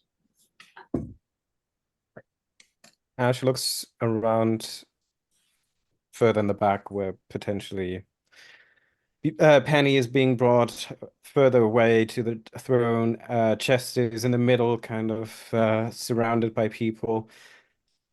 Concerned, but with potentially the only speck of hope of trying to salvage this unfortunate accident that I believe that was. I will nod to Leander and follow him. And I think by now I feel a bit, because I know that the prison behind seems dark, dangerous, and foreboding, I will kind of be this like little sister to Leander, like, get closer to him, like, you're gonna protect me, right? If something happens, and kind of just not cuddle, but like smooch with him in a sense of getting very close to him as a protective position. And he'll make sure that Ash is well looking after as he follows the guard and the prisoner, and possibly getting ready to make sure that he can get the prisoner away from the guard, if possible. Mhm. Do you want to do this before they go through the gate, or are you Yes. wait? No, to- before. Okay. How would you go about this? So considering I've got stealth, I kind of want to go at it stealthy and then possibly knock out the guard. Ash will get the idea of what you're trying to do, and dressed as a waiter, she should have a glass of champagne on her tray, or in her hands, which she then puts on the tray, and we'll try to do a distraction for Lander to kind of, maybe sneak behind and kind of overtake them. But she'll try to call out to the guard. Sir, I do apologize, sir. Um, I've noticed that yes, you I was told to bring you this, and she kind of just holds this tablet with the drink in front of her, and it's like, I I'm not sure that guards are allowed to drink while on duty, but I I think I was your commander. He uh, he told me. I'm sorry. I'm very confused about this. Is this correct? And she just keeps him engaged and kind of rambles down something. I was about to tell you that this is not going to work, but this is so smart. Um, let's make this a wits and uh empathy roll. And I think since you are lying, or this, yeah, you are lying, you're telling lies. Oh yeah, So yeah. this you get another die for that. -2, right? Yeah. I'll spend a willpower because that seems like an important thing to do right now. And that gives me 3, so -2. Just a second. Wits, this 3 -2 is 1, so it stays at 4. Okay. Let's see. That is, that's a 2 successes. One is a 10. That's three successes. 9, 9, 10, 9. Wonderful. So you have several options. First, you can spend a willpower and basically just take one success, which would be an additional die for for Leander. Or you and then you could use the two other die, the other two successes, for some reality shaping in this dream. Like if you want to make minor arrangements, increase distances, for example, um, change something about the appearance of the person in front of you. Or you could also bank these two successes and keep them for a bigger change later on. Or this is the second option. You just grant 3 dice to Leander for his stealth action. Uh, as much as I want to, well, I can give him one die, right? And then I Yeah, can use two for shaping.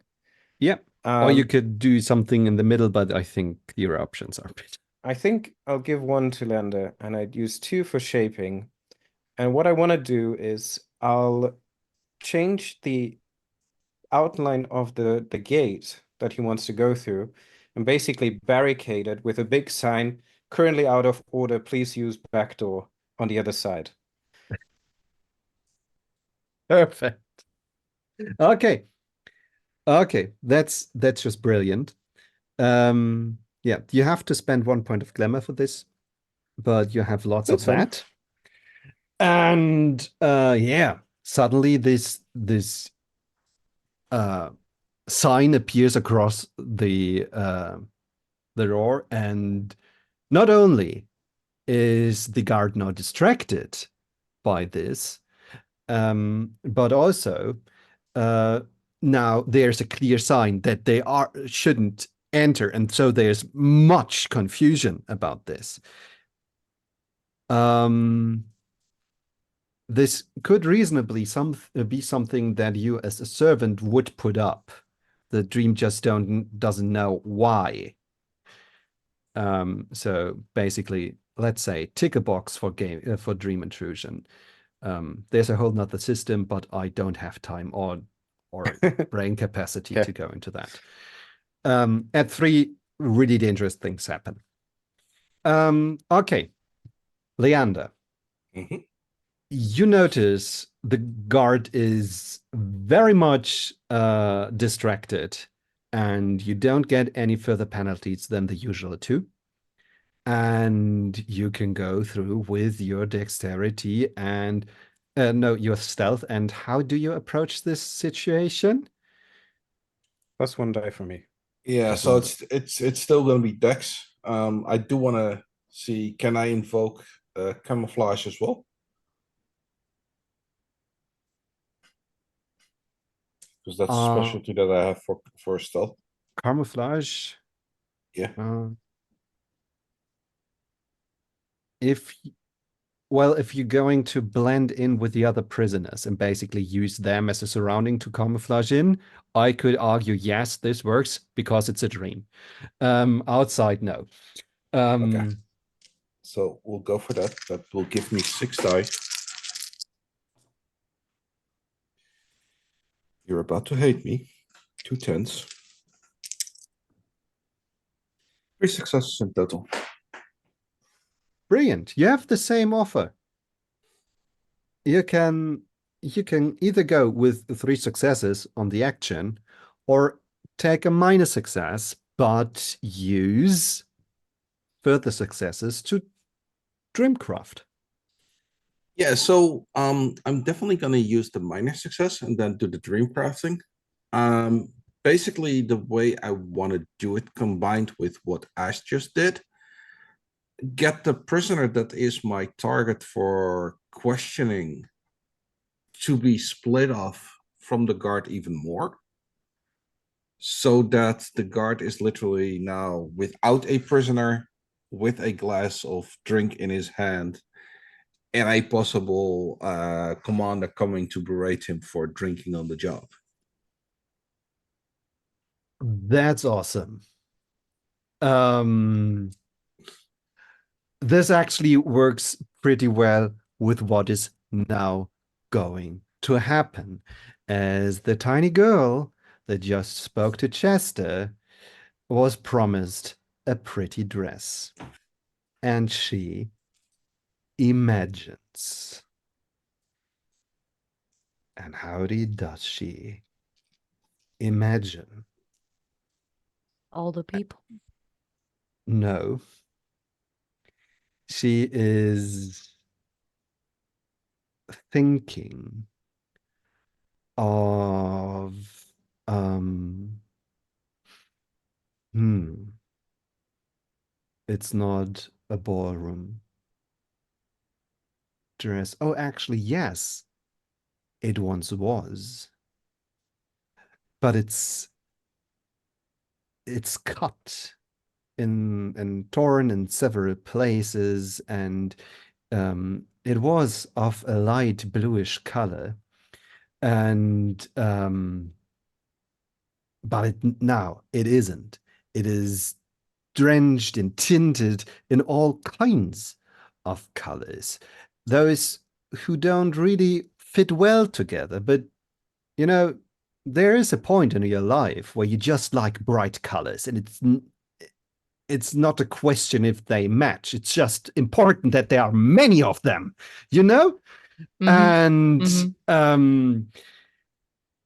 it's on one side, it looks like a very, very long dress, and on the other side, it's dangerously shortcut. And it does have some leniences towards a ballet dress, but not entirely. And you're pretty sure there are some jeans elements and patches that you would stitch on your jacket and stuff like this in there. And it's just an aesthetic nightmare. Oh, maximalism, how I love you. And as she does, the chandeliers are giving off a creaking sound. And suddenly, a siren blares through the entire complex and alarms everyone that there has been a major prison break. There are prisoners on the loose, and all guard personnel is about to go on station and report for duty. This is not a drill. This is not a warning. This is real.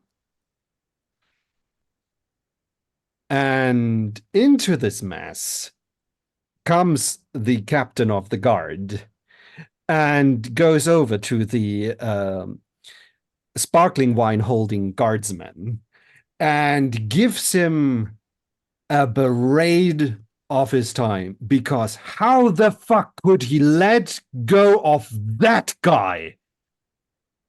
And he better be fast to find him, because honestly, we have bigger fish and we don't know what happened to them, but this fucker can't get out of here. You understand me? And it's an entire new situation. And Penny is sitting next to the throne, which is empty right now. But still, there is a voice coming from it. So I take it you are at least a little bit better adjusted.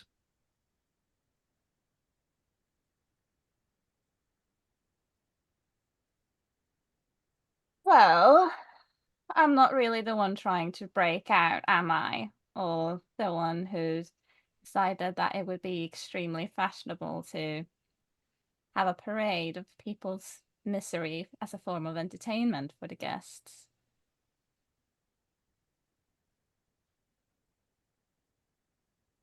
Entertainment is important,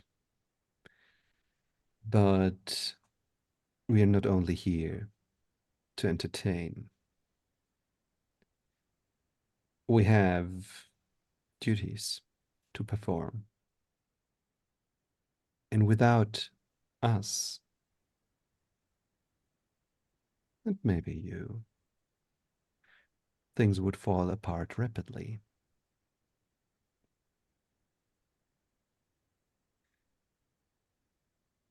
I need you to solve this quietly. You understand? And how We- would you like me to do that exactly? Do I need to explain this to you? It's just that I don't want to go against the person of most and highest importance in this room. There is a command list of chains after all. And I don't want to be a bad guest and go against what the host wants.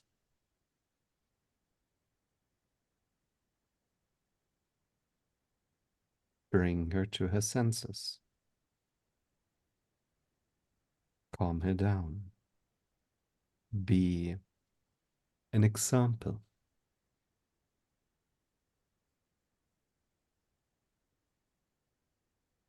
Do I know who her is? Or can I infer it from the context of the room?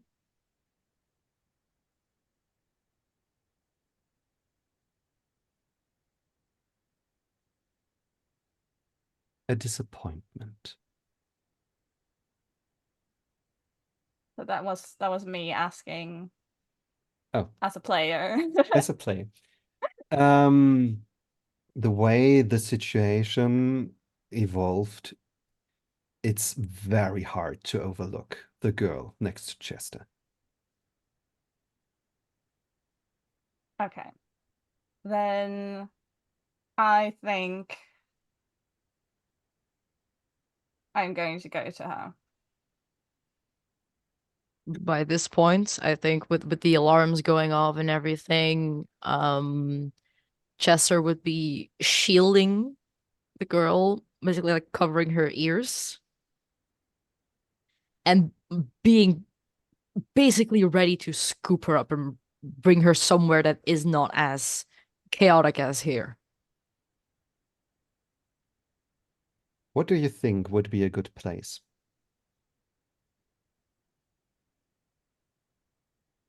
I don't know, I've only walked from the door until here, and then suddenly Penny decided to be the prettiest princess, and I've been standing here ever since. Who could you But ask? I'm going to ask one of the servers. Do you know where the restroom is? The restroom. You want to go to the restroom right now? Yeah, you know, we are all in danger. Do you know what happened? I have to take care of someone. Who? Someone who's very vulnerable. Someone who is in need of protection. And I would just like to know where the restroom is, please. Please make Mm-hmm. I am ready. manipulation and persuasion roll. I am made for this, I think. Manipulation and persuasion Yes. and reduce with 2, right? Reduce 2 dice. Okay, so that's I could be convinced that this might be also presence depending on the way you're behaving. I would pretty much behave as like the guardian of this child. Be pretty commanding, like this is a child, and in this situation, a child just leaving it in the open. No, we need to be in a more secluded space in order to be safer. So presence. Presence. Okay, so that's 3. That's 5 presence, but reduced to 2. That's 3. And then persuasion is another 4. That is 7 dice. Hee hee.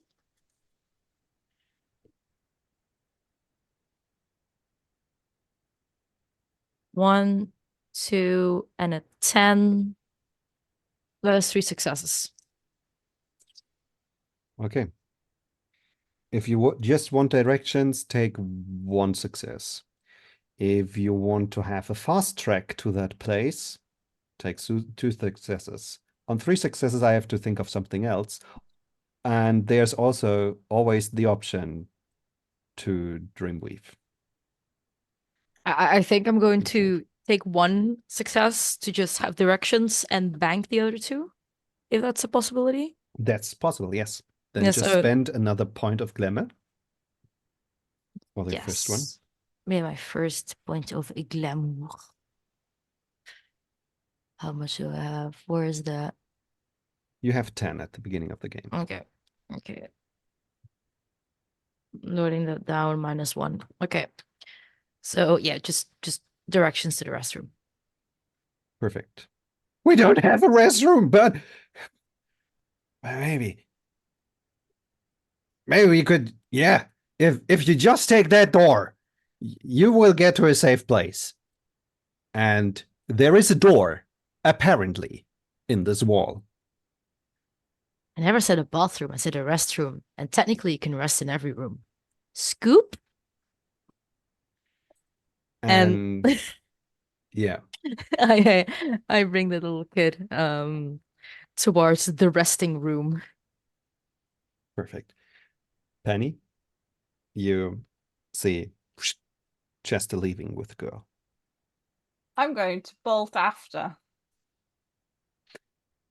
Brilliant. Just a quick comparison. I think Penny should be faster than Chester. Considering I am carrying a child, yes. Considering my strength is 1, and my stamina is 1, yes. Yeah, since you are physically in the stream, this is kind of a hindrance. So Penny is able to basically catch up in the moment you are opening the door. Behind this door is a library. And one of the most important features is that it has a very thick door. It is stocked with shelves full of books. You can't read a single title on them, but all of them are heavy and leather bound, and they are all of different sizes and shapes, and you get immediately the feeling that they're able to swallow a lot of sound. And you hear a distant barking of dogs that makes it through the walls and the shelves and the books, but nothing else. It's a very quiet place.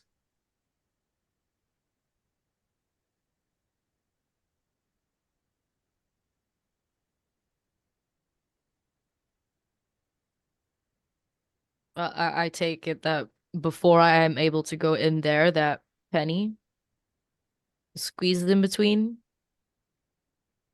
or whatever. Catches up. I don't know Yeah. what Penny is actually. I think I catch up and then I don't know, leaving the loud blaring thing sounds like a very good idea if I'm supposed to calm down the child. It might try to be very vague in speaking to Chester about what just kind of transpired on the throne. So kind of seems like this child is very important, and that we should, you know, do what you've always been good at, Chester, which is buttering up people and make them feel very, very comfortable. And I will try to do my best and be on my best behavior. But you're gonna have to be really, really specific. Having a very, very hard time. You're out game asking the autistic person to do these things. I'm gonna try my best. Um, I think that with uh, I think Chester would ask Penny to kind of keep watch on the door to make sure that no one comes in. Because in dreams, especially, in my opinion at least, it's out of sight, out of mind. If you don't see it and you suddenly turn your head back and it's gone, well, yeah, it's gone. It's a dream. I don't know. Tom can argue with me on this. He's a storyteller, but um, I'm going to basically hide this little kid for now and ask her a question. Hmm. So Hey, you're going into the room, right? You're going yes, into the library, shutting the door? yes. Okay. There is silence, except the howling of dogs somewhere from the outside. Hey, it's okay. It's okay. It's okay. You're safe here. It's going to be okay. Okay? Just look at me. Look at me. It's going to Okay. be okay. Okay. I just have one question for you, okay? And it's important, but it's not difficult for you, okay? What's Okay. your name?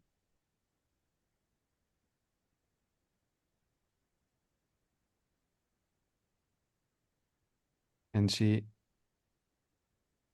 closes her eyes and swallows something heavy in her throat. And then she says, "Well, it's very nice to meet you. I am happy to make your acquaintance. You may call me Emily, and I am here to make this the best day of your life."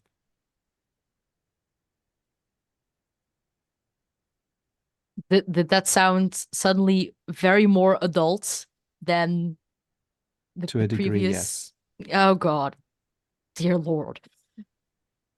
Pleasure making your acquaintance, Emily. My, my name is Chester. Um, and well, this seems quite a ruckus outside, and I figured that here would be safer for you, also for your senses. Um, my Penny's outside looking for what's exactly going on, and everything's gonna be fine. And I'm going to say some more bullshit that will get her to calm down, like to get her to fully calm down and not be a panicked child anymore. Because I know that That's hard. That's very, very hard. I'm going to try How? to calm her down as much as possible as I human changingly can. And this is Tom saying, um, she is probably a representation of some element of Emily. Hmm. So calming her down might be against her nature. Yes, okay. Then You can attempt this. Uh, mm, you can. th- Um, hmm? might then I might have a different idea if this is a fragment of Emily to play into that and start asking questions, but in like an assuring way, like a therapist would do it. You know how you do that, Tom. I don't know that, you know. Um in a therapist way of like, hey, and what how are you feeling and what's exactly going on? And can I help you with anything? Can I get you anything? Like the whole I am a wall to which you can bounce words onto, and I will bounce them back in order to keep bouncing, Okay. to keep you busy. And this way is apparently much more easier. She she opens up and she starts telling it to you that she didn't want to do this. She didn't want to create any disruption, and she's so sorry for it. And it was so horrible the last time, and no one can trust her with anything if she can't just, and she she starts telling you the story of the last time there was a prison break. and that she knows after that the prison had to be fortified, and more guards have been summoned, and um, that that it's good because it keeps everyone safe.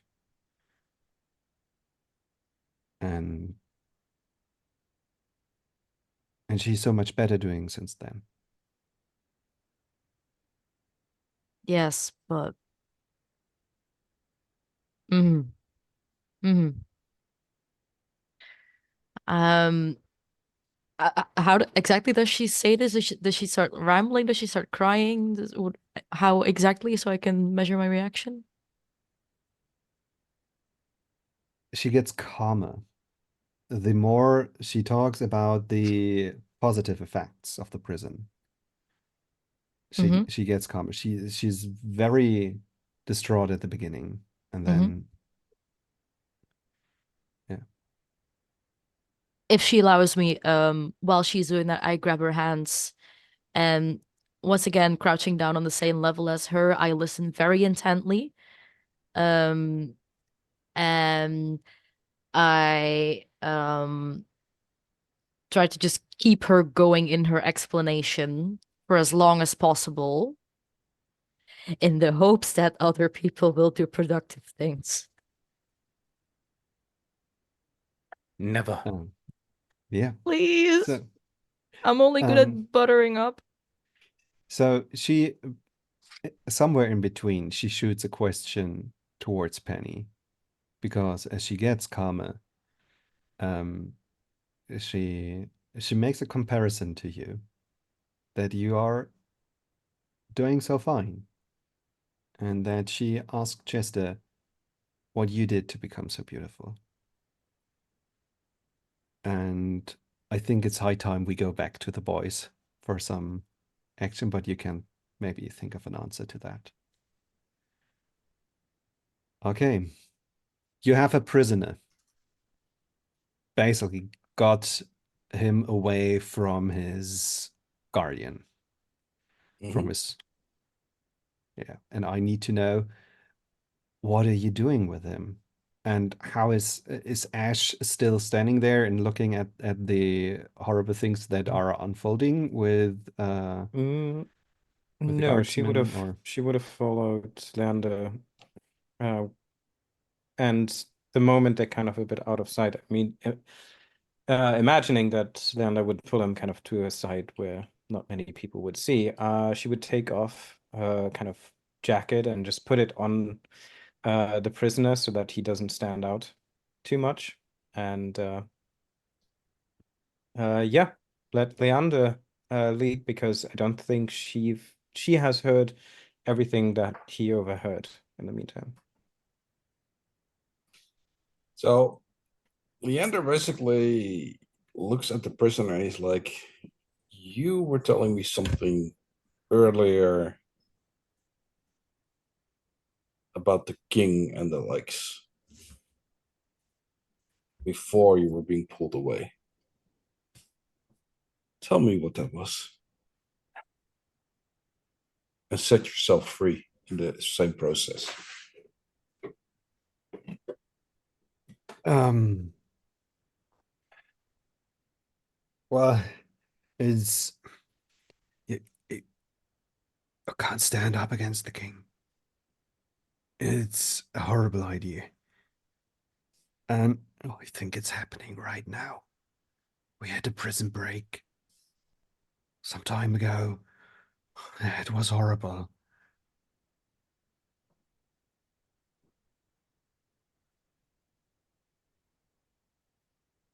Is the king the father of Emily?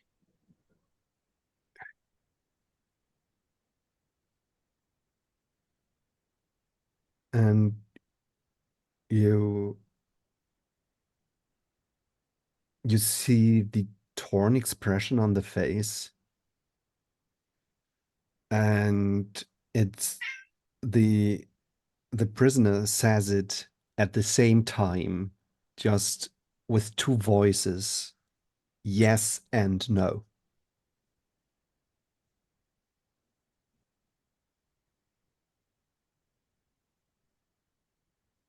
Both is true. Stepfather is then his title. No, no. There's no stepfather.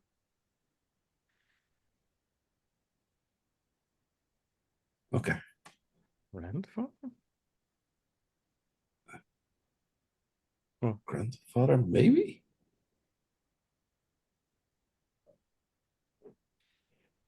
Is the king Emily's real father or not? No.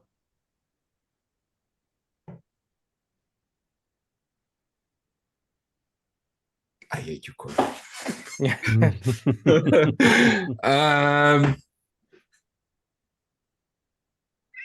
He is the king. He rules. This is his Are they palace, his blood? prison. Are they blood related?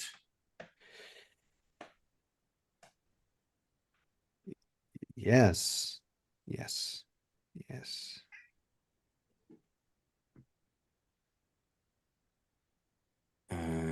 Okay.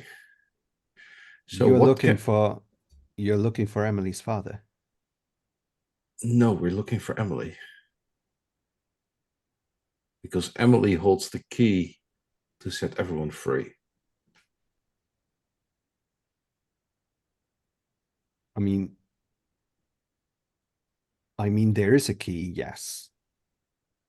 It's one of the cells, but it's dangerous to go there right now. There's an uproar in the prison, and it's very likely everyone gets hurt again. That's why, you know. So who's the one hurting everyone? And he looks like you as if you really should know this. It's the king, isn't it? He's just keeping us in check. It's the ones like you and me. Oh, say that again. It's the ones like you and me.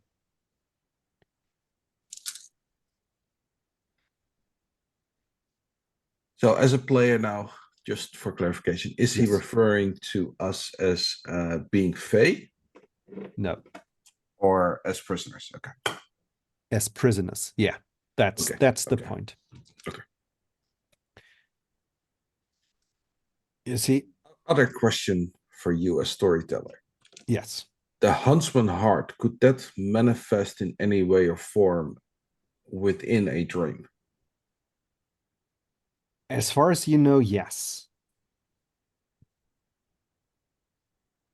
But you're pretty sure you would know it if you stand in front of it. Yeah, okay, but the prisoner doesn't know that and we haven't seen it yet, so we don't know. Did we have a name of the huntsman? Give me a second, yes. And else I would also describe him to the prisoner. Yeah. He is called the Executioner. And if I give that description to the prisoner. Oh. Oh, oh, oh, oh, oh, oh, oh, oh, oh, oh, oh, oh, oh. This is something completely different, my friend. We are not Kansas going anymore. anywhere else. That's some no, no. This is off limits of the king. This is not our territory. This is no, no, we are not going there. But he's the one keeping you in check, isn't he?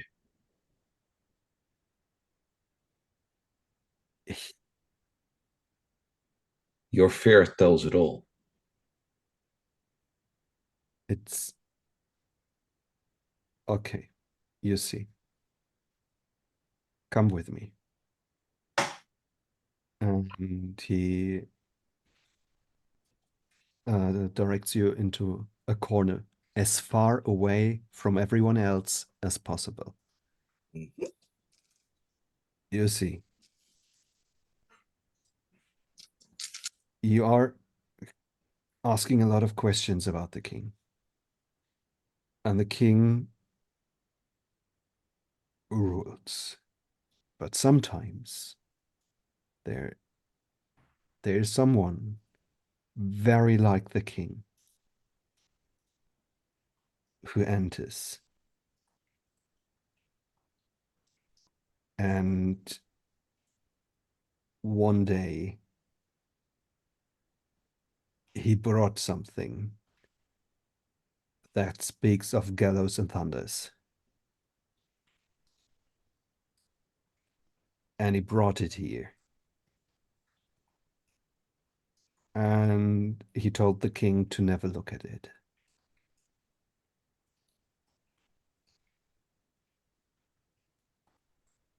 You can feel it, right? You can hear the hounds in the distance. I think I have a very, very good clue then. You said that the person that showed up was looking the same like the king, right?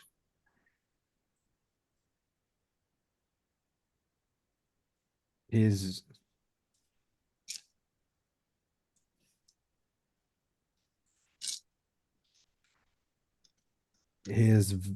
very similar.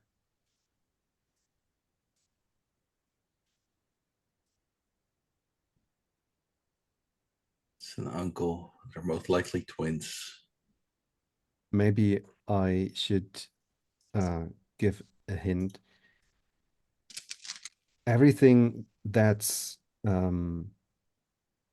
natural to this dream is a representation of Emily. Yeah, that's why I say it's an uncle, most likely a identical twin. And he kind of brought the Huntsman heart into here for safekeeping. So Leander looks at Ash. Let's find the other two. I think we've got what we need. I think so. And we'll try to escort the prisoner back to the rest so that it kind of looks like he never left, so to speak. Mhm. And how easy is it to spot Penny keeping watch at the door? I think because of dream logic and a fucking timepiece in my back and neck again, um, uh, it's very easy to find them and to get through this door. Maybe we'll get the answer from Penny to the question how she got so beautiful as you enter. Kind of biting her tongue and going, I really want to say things, but I just have to try and follow Chester's lead. And I think because I have someone that I can really trust, and even if we disagree sometimes, I very much value their opinion, and I also have complete faith in their abilities and what they're good at. So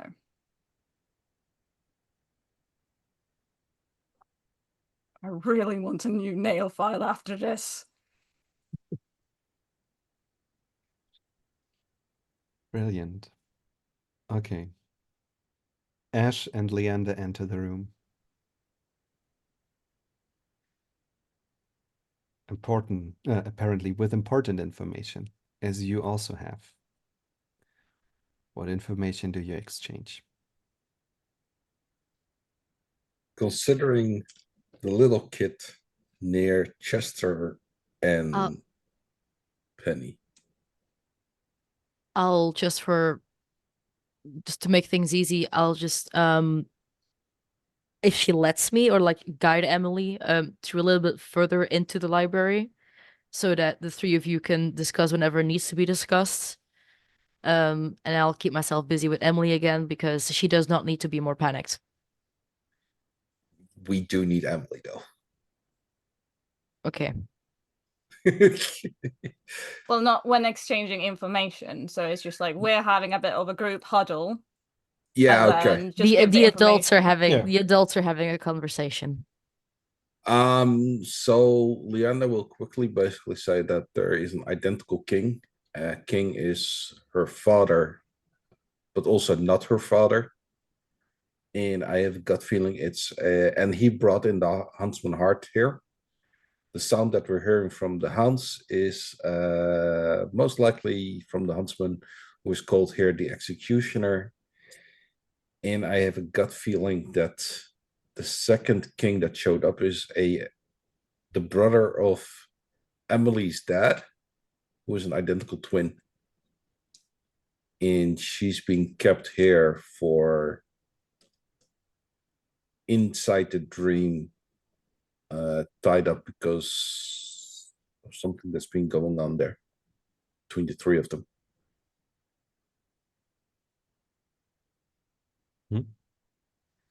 So we need to unshackle Emily so that she becomes free, and that we get the heart from her of her free will, or she can tell us where the heart is. So when I chatted to the person that was on the throne, they were really insistent that Emily needed to be calm, but also we don't really know how they look like. So Emily, who is the little one that's with us? that's Emily. Sorry, is it? Oh yeah, okay. I'm just kind of going over things really fast. Yeah. Like I said, I think we need to figure out a way that we can calm her, and that allows her to break the bonds that are keeping her locked away in this prison. Because it feels like the prison is her mind, and the person that we spoke to knows a bit more about this, and it's literally she is being kept in behind bars, so to speak, by the executioner, who's been brought here by her uncle, by the sounds of it. Ash's opinion? I I think I agree. Well, the main point is we need to calm Emily enough that she can give us at least a waypoint and calm down the prison riot as is, so that we have our 10 minutes of getting the heart and getting the hell out of here. Maybe giving her some self-confidence that the prison afterwards slowly starts to crumble around her. Makeover time? Makeover time. Makeover time. Yeah. Actually, hold up. Quick thought. She is the daughter of the king, right? What we think. That's If we- what you if- think, yes. If we assassinate the king, technically she becomes the queen. That should set her free. Yeah, that don't think that we don't need to resort to that point. Yeah, yeah. But yeah, makeover Okay. time. Makeover time? I mean, I think makeover could be nice. I'm No, also just- for, if she does want to be put on the throne, I wouldn't be against that either. But I did promise to try to be on my best behavior from now on. So Oh. I never made that promise. Yeah. So I think after that we call Chester to get that little girl into the conversation and verify our assumptions. When I when I see that they want me back, I'll just take Emily by the hand and walk back to them and it's the plan.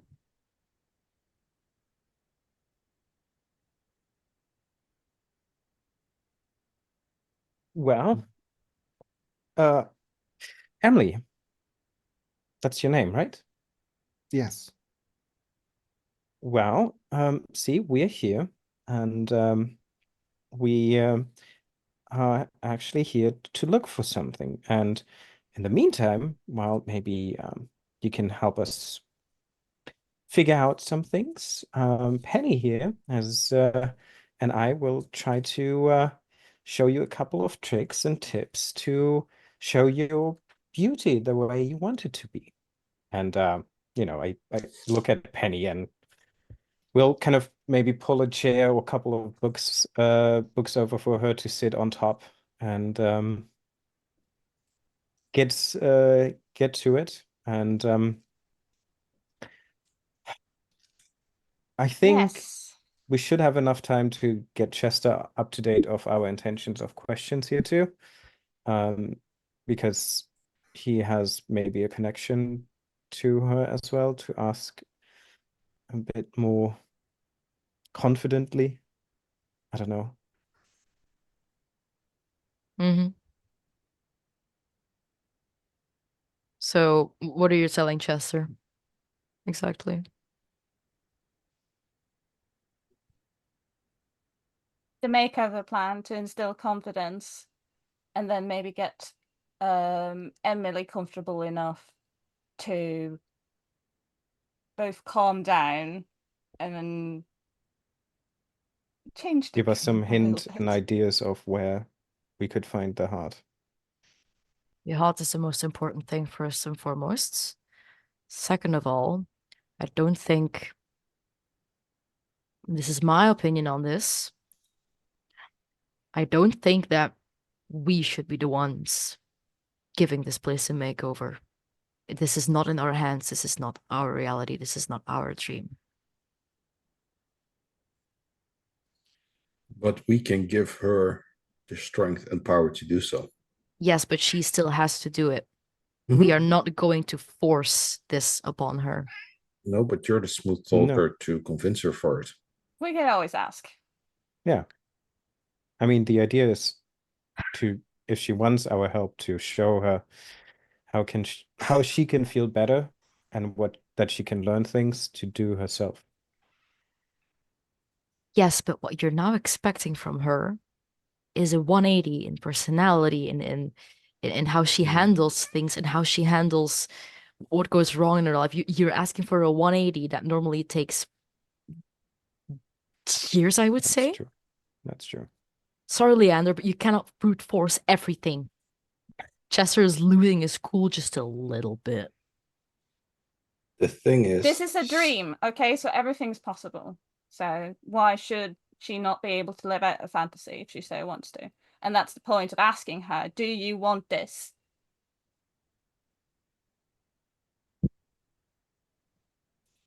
Fine. it's not brute forcing it, but it's ensuring that she has the strength and the determination to stand up for herself instead of being controlled by others. Which is That ironic makes that you say that because now you're controlling her, but fine. Fine. I'll butter people up like I always do, huh? Right? Right.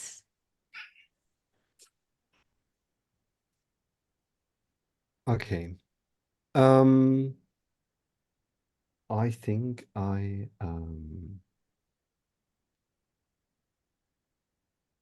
gonna take a minute here. Um, for once, we are very close on time, and I think what we're seeing here is our Motley discussing a very, very difficult question, and I think maybe some decisions would work out a little bit differently with a few other informations.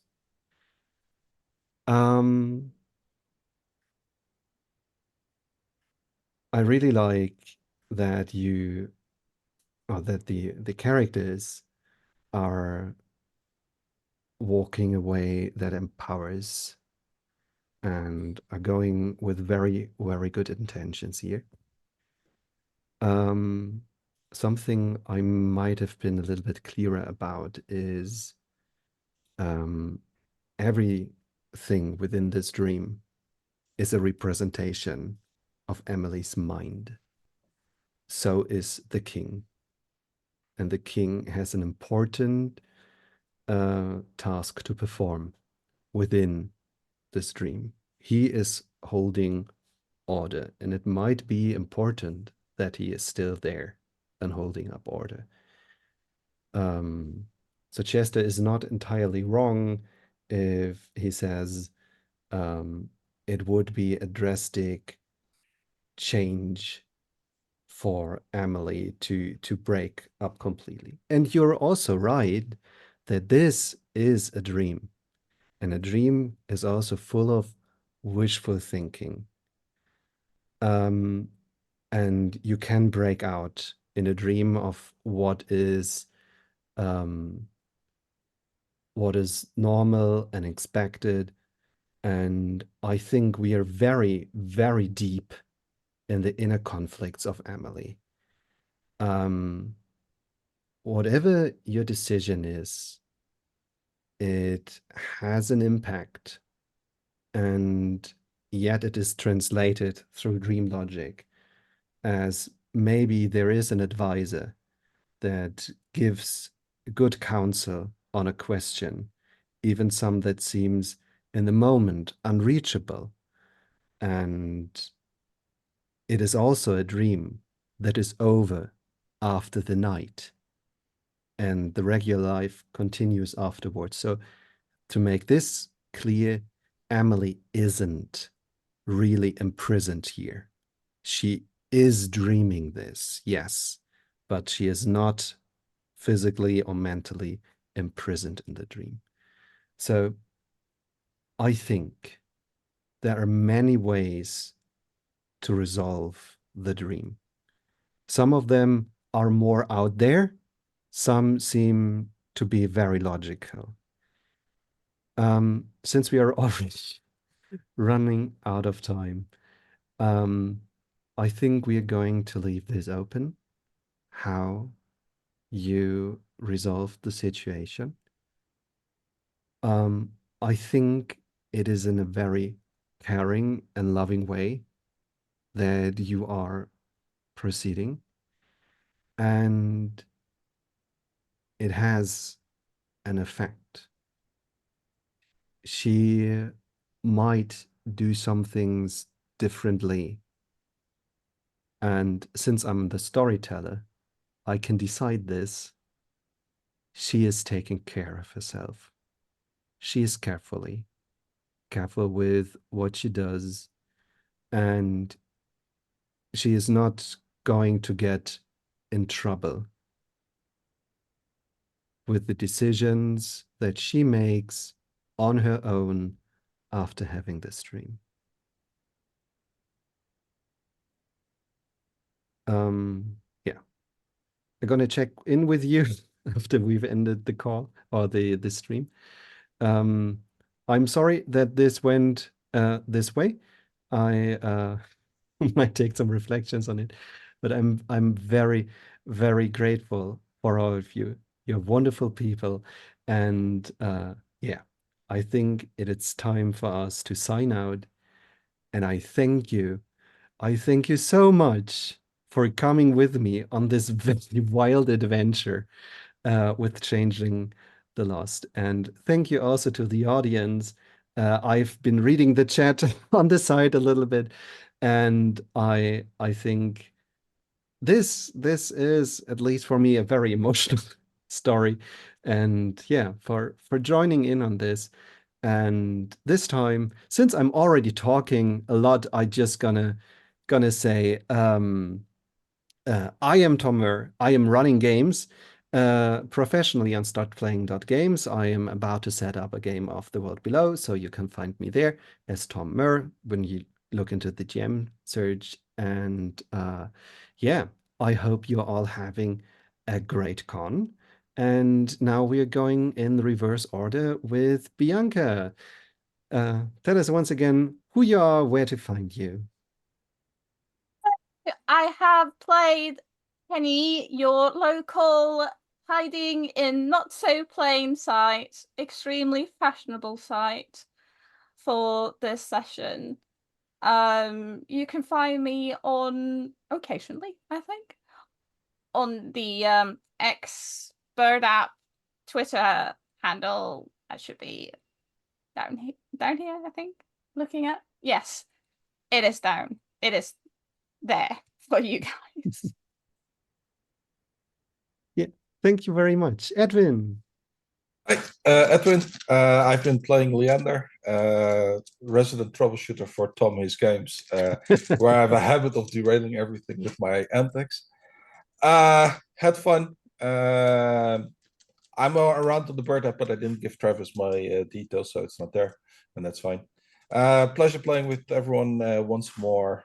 Had a blast, and till next time. Thank you. And David. Hey, yeah, thank you all for this introduction for me to Changeling.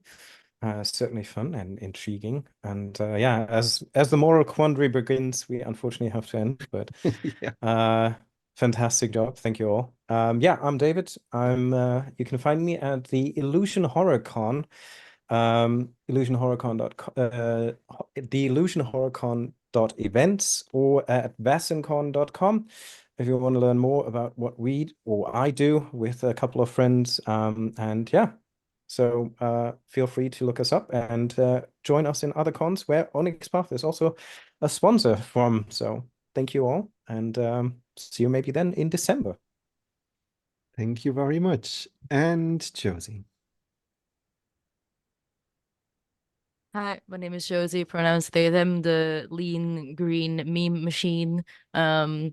You can find me on socials, it's down there. I'm also a voice actor in the audio drama Her Crown of Fire, on most podcast and other listening to things apps.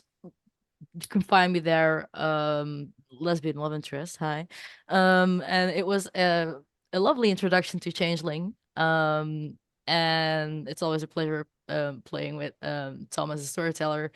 And maybe catch me later when I do my final game, Scarred Lands Meat Grinder. Yeah.